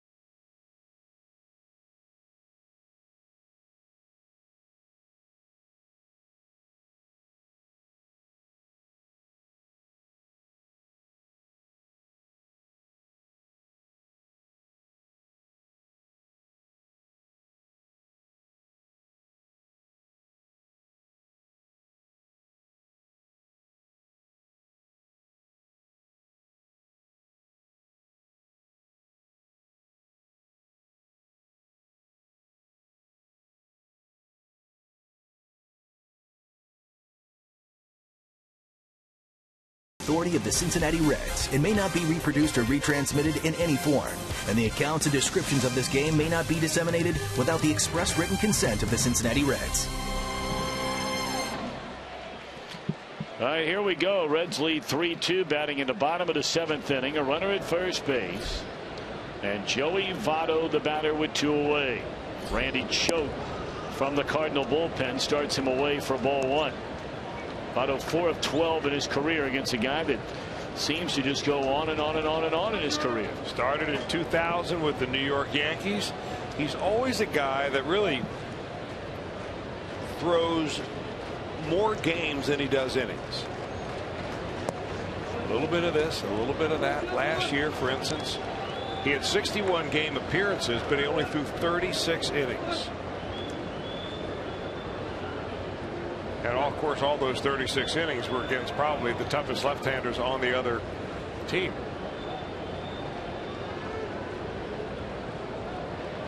To Votto. I mean, this guy's in there for one batter. They have a right-hander down there ready in the bullpen. Cishek.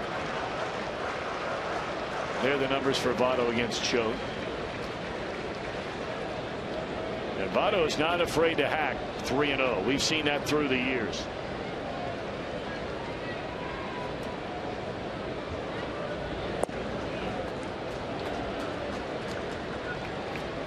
And Choate's not afraid to drop down and throw a sidewinding breaking ball 3-0. I mean, it's what he does.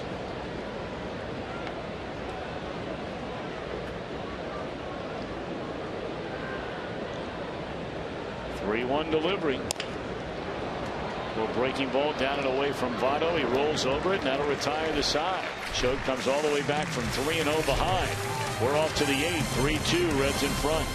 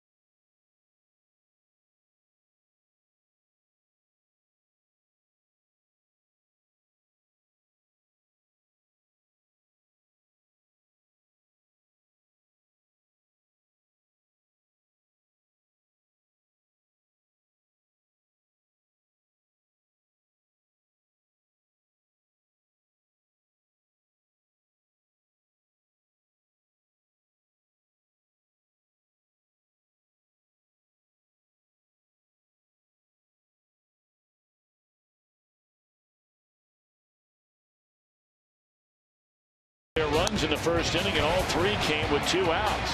Jay Bruce had doubled to left field, scoring Brandon Phillips. Bruce would score 1 batter later on a 2-out double to right center by Marlon Byrd. And then after a walk to Pena, Eugenio Suarez drove in Marlon. 3 runs, 5 hits, and a walk in the first inning. It became a 1-run game in the 3rd. First time in 24 innings the Cardinals had scored against Reds pitching. Matt Carpenter a 2-run home run. DeSclafani settled in thereafter, struck out a career-high 9 in his 6 innings. Did not walk a batter all night. Peyton Hopp gave him an inning out of the bullpen, a scoreless inning. And now the Reds carry a 3-2 lead, hoping to get DeSclafani the win as they hand the ball, the Reds do now, to J.J. Hoover. It gets to be that time. I mean, if you can get through the 8th with Hoover, you know who's coming in the 9th.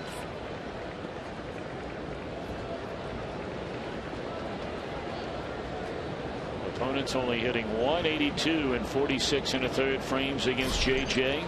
Part of the order for the Redbirds in the 8th. Ball 1 to Hayward. Boy, if you're going to come inside, though, like Brian Pena wanted that pitch, that is a spot to miss.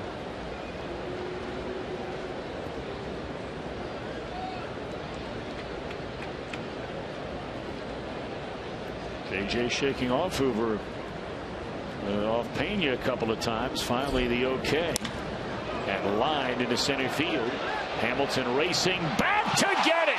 What an unbelievable play by Billy Hamilton. Not only the speed, but he has some hops. That ball absolutely smoked, hit right on the button. And at first, Billy Hamilton didn't realize how hard that ball was hit.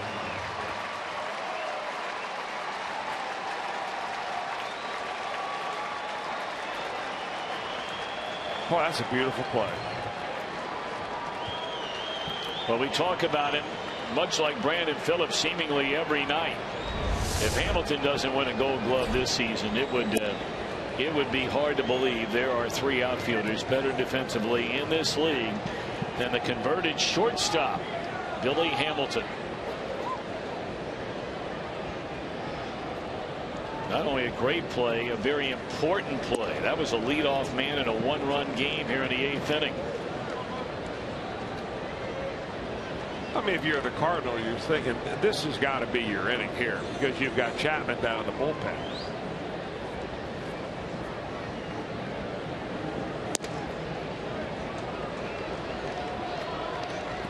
Especially given the fact that if it all goes right for the Reds, Chapman will be facing the lower part of the order.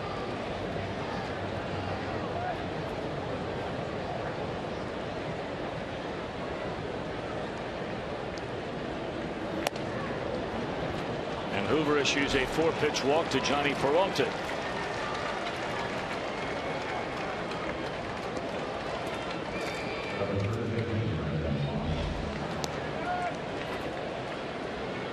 We know that Moss has some pop in at bat. 15 home runs so far this season, 50 runs batted in.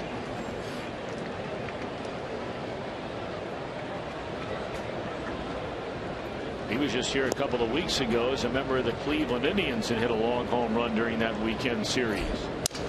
Broken bat pop up. Ball in the infield. Votto will handle it, and the bat goes flying a good but 30 feet beyond the first base bag. Reds and the Diamondbacks, August 20th, 21st, 22nd, 23rd. And thanks to Reach Savings Magazine, you can catch the actions and save on that 4 for $48 ticket offer. That's the entire series. You get 4 view-level tickets, 4 exclusive Reds hats, all for $48. 381-REDS, the number to dial for tickets, or log on to Reds.com. Here's Yadier, Molina for 3.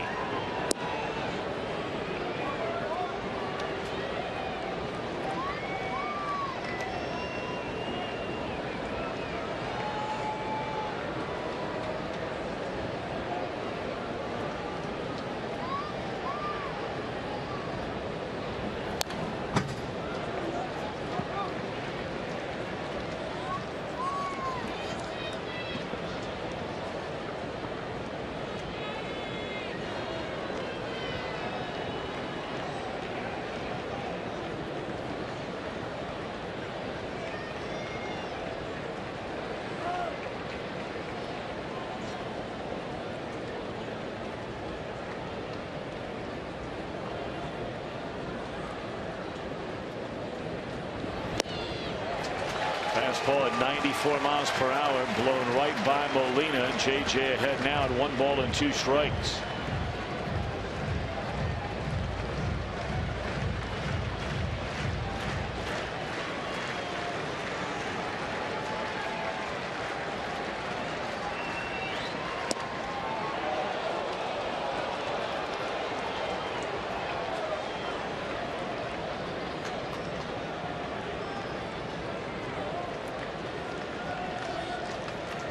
Tying run over at first base. That's Peralta. And the 2-2 from JJ.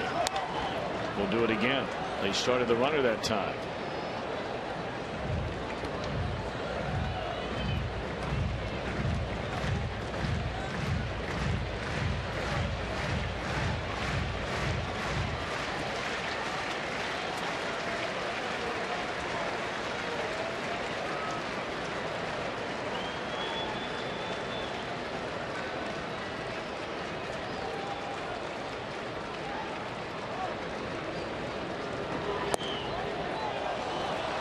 full count, so now we know the runner gets started.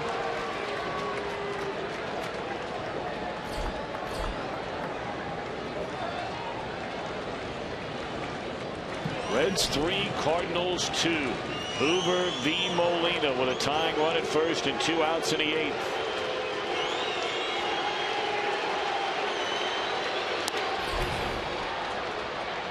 Got a play, we'll do it again.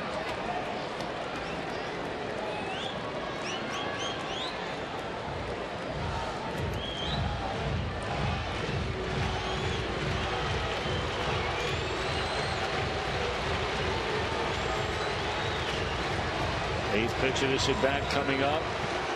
Hoover hoping that will do the trick and send his team to the dugout, which it should. Suarez will play to first. Inning over. Billy Hamilton's catch could turn out to be a game saver if the Reds can nail it down in the 9th.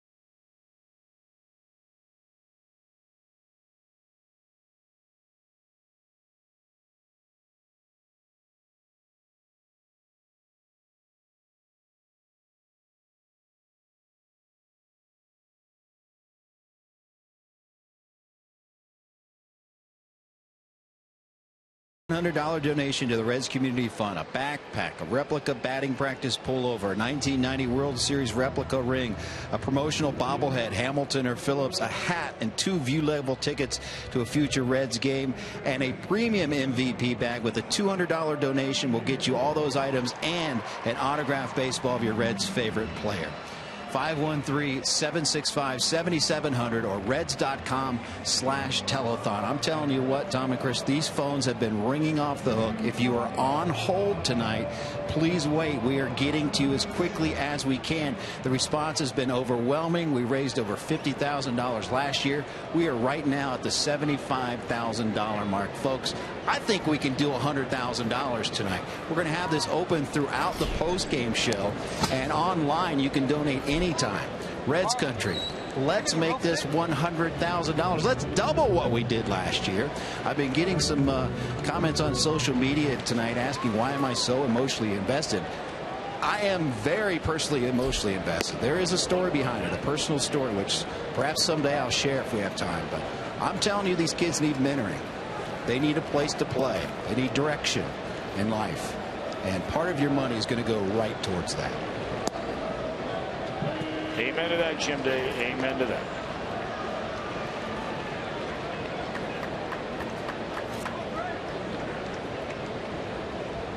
Steve Cishek, the one-time closer when this season began for the Marlins of Miami, just acquired in a trade. And now he'll take over on the mound following Lackey Manus choked. Reds in front 3-2, batting in the bottom of the 8th inning. Now this year with the Marlins, you're looking at over his numbers overall this year. He had wildness. He gave up a lot of hits.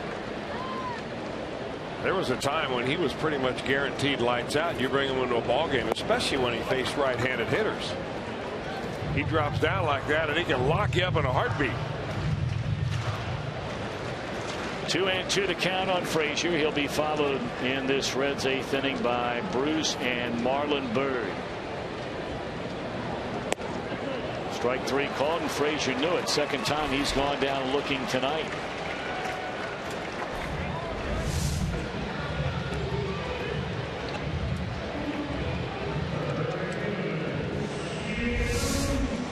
The Reds have one base runner since a walk to Votto in the 2nd inning, and they are trying to make it stand. The 3 runs in the first. Matt Carpenter made it a 1-run game with a 2-run home run in the 3rd. This will be the 2nd out of the inning on a nice play made by Kolten Wong. Plenty of arm from out there in short right. Well, we invite you to get ready tomorrow, 30 minutes before the start of the game, and we do that 30 minutes before the start of every game on Fox Sports Ohio. Reds Live presented by Ray St. Clair Roofing. And the pitching matchup for game 2 of this series. Carlos Martinez against a rookie David Holmberg. Holmberg threw very well after being called up from the minor leagues. 2 completely styles of pitching going after it tomorrow. Martinez, a blazing fastball. Holmberg, a little bit of this, a little bit of that. Left-hander that likes to change speeds. Holmberg made that start against the Pirates. That was when the Reds routed the Buccos on Thursday night, 15-5. Holmberg went 6, allowed 3. Bird a fly ball to right, and here we go in the 9th. Wong, Pritchik, a pinch hitter to face the main man, Aroldis Chapman.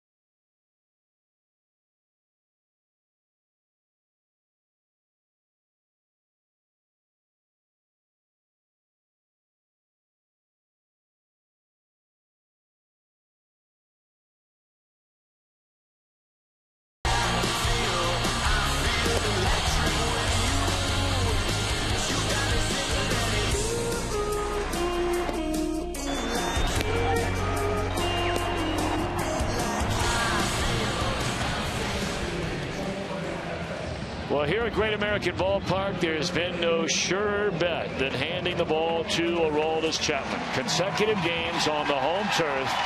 A major league record, 55 in a row, even better than baseball's all-time greatest closer, Mariano Rivera's 51. Boy, look at the names on that list. Mercy. And now Chapman will try and make it 56. He will start the 9th inning with a 3-2 lead. I'll tell you, when they bring Aroldis Chapman into the ball game here, and the video display that they have, they got a little video going about a 30-second when he swings open the gate to the bullpen, and with music accompanying. You talk about getting the crowd fired up. They do it here as well or better than they do in any other major league market. That's why it would be so exciting while Chapman is in a Reds uniform. How long that will be, no one knows. To see him come in to close a league championship series or a World Series game, it would just be it would be something. because he is truly something. Now, he did allow a run. You may remember on Sunday, it was a shaky ninth, Saturday rather, shaky ninth inning to hold off the Pirates. As Kolten Wong looks at a fastball, strike one. A couple little dinks and dunks, a little flare here, a little roller there, a walk here. Well, what's amazing about that is that he doesn't give up a lot of dinks because he doesn't allow that much contact. He's striking out everybody.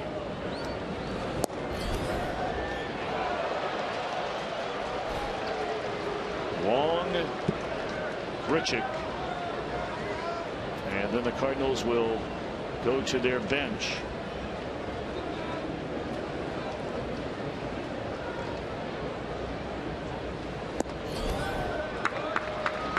That one was out of whack as soon as he picked up his right foot. First time ever Kolten Wong has seen Aroldis Chapman up close and personal.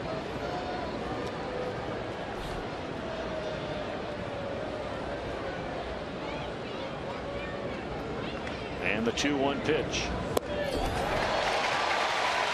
2-2.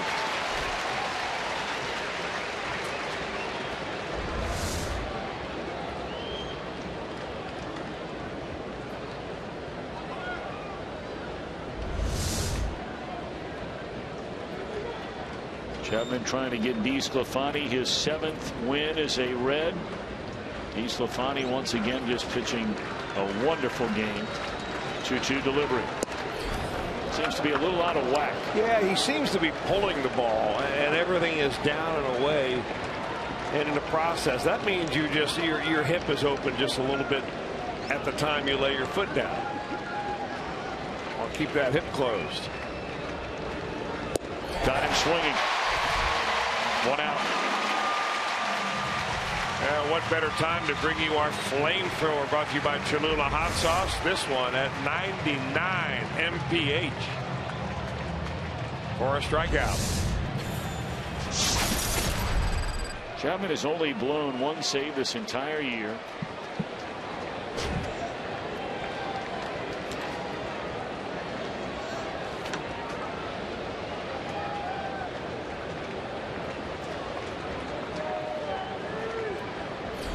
.22 out of 23. Pulled foul.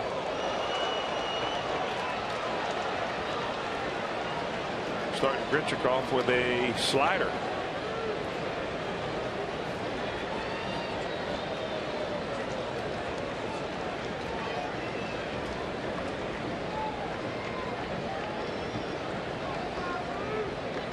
Well, they've got the big slugger Mark Reynolds waiting on deck. And then a changeup.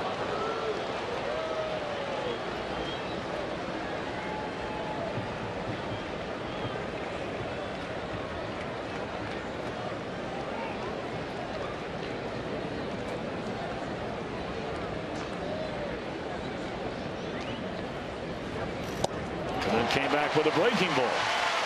I'll tell you, they must really respect Grichuk's ability to hit a fastball. And if you look at him in the batter's box and how he has that bat flat, he does get it up into a little bit more of an upright position when he starts his swing. But he gives you the feeling that he can turn on a heater because he's got that bat almost parallel to the ground. So it's already on the right angle. And then comes at you with 101. That's a little different fastball right there. I was going to say that would almost be a moral win if you were a batter and you went to the plate to face Chapman and he never threw you a fastball. Well, Aroldis gave him a chance to hit the off-speed stuff.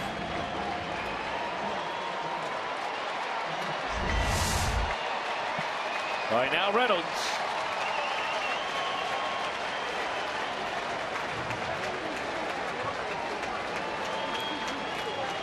This guy has unbelievable power in that bat.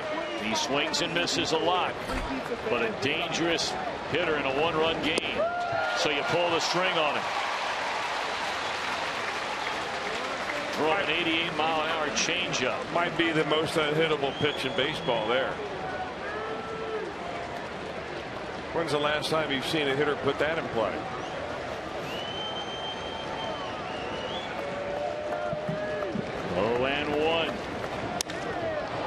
This should do it. And Chapman nails it down with a perfect ninth. Reds all of a sudden have won 3 of their last 4 against a team that's owned them. Final score tonight, 3-2. Outstanding pitching by the quartet of DeSclafani, Badenhop, Hoover, and Chapman gets his 23rd save in 24 tries.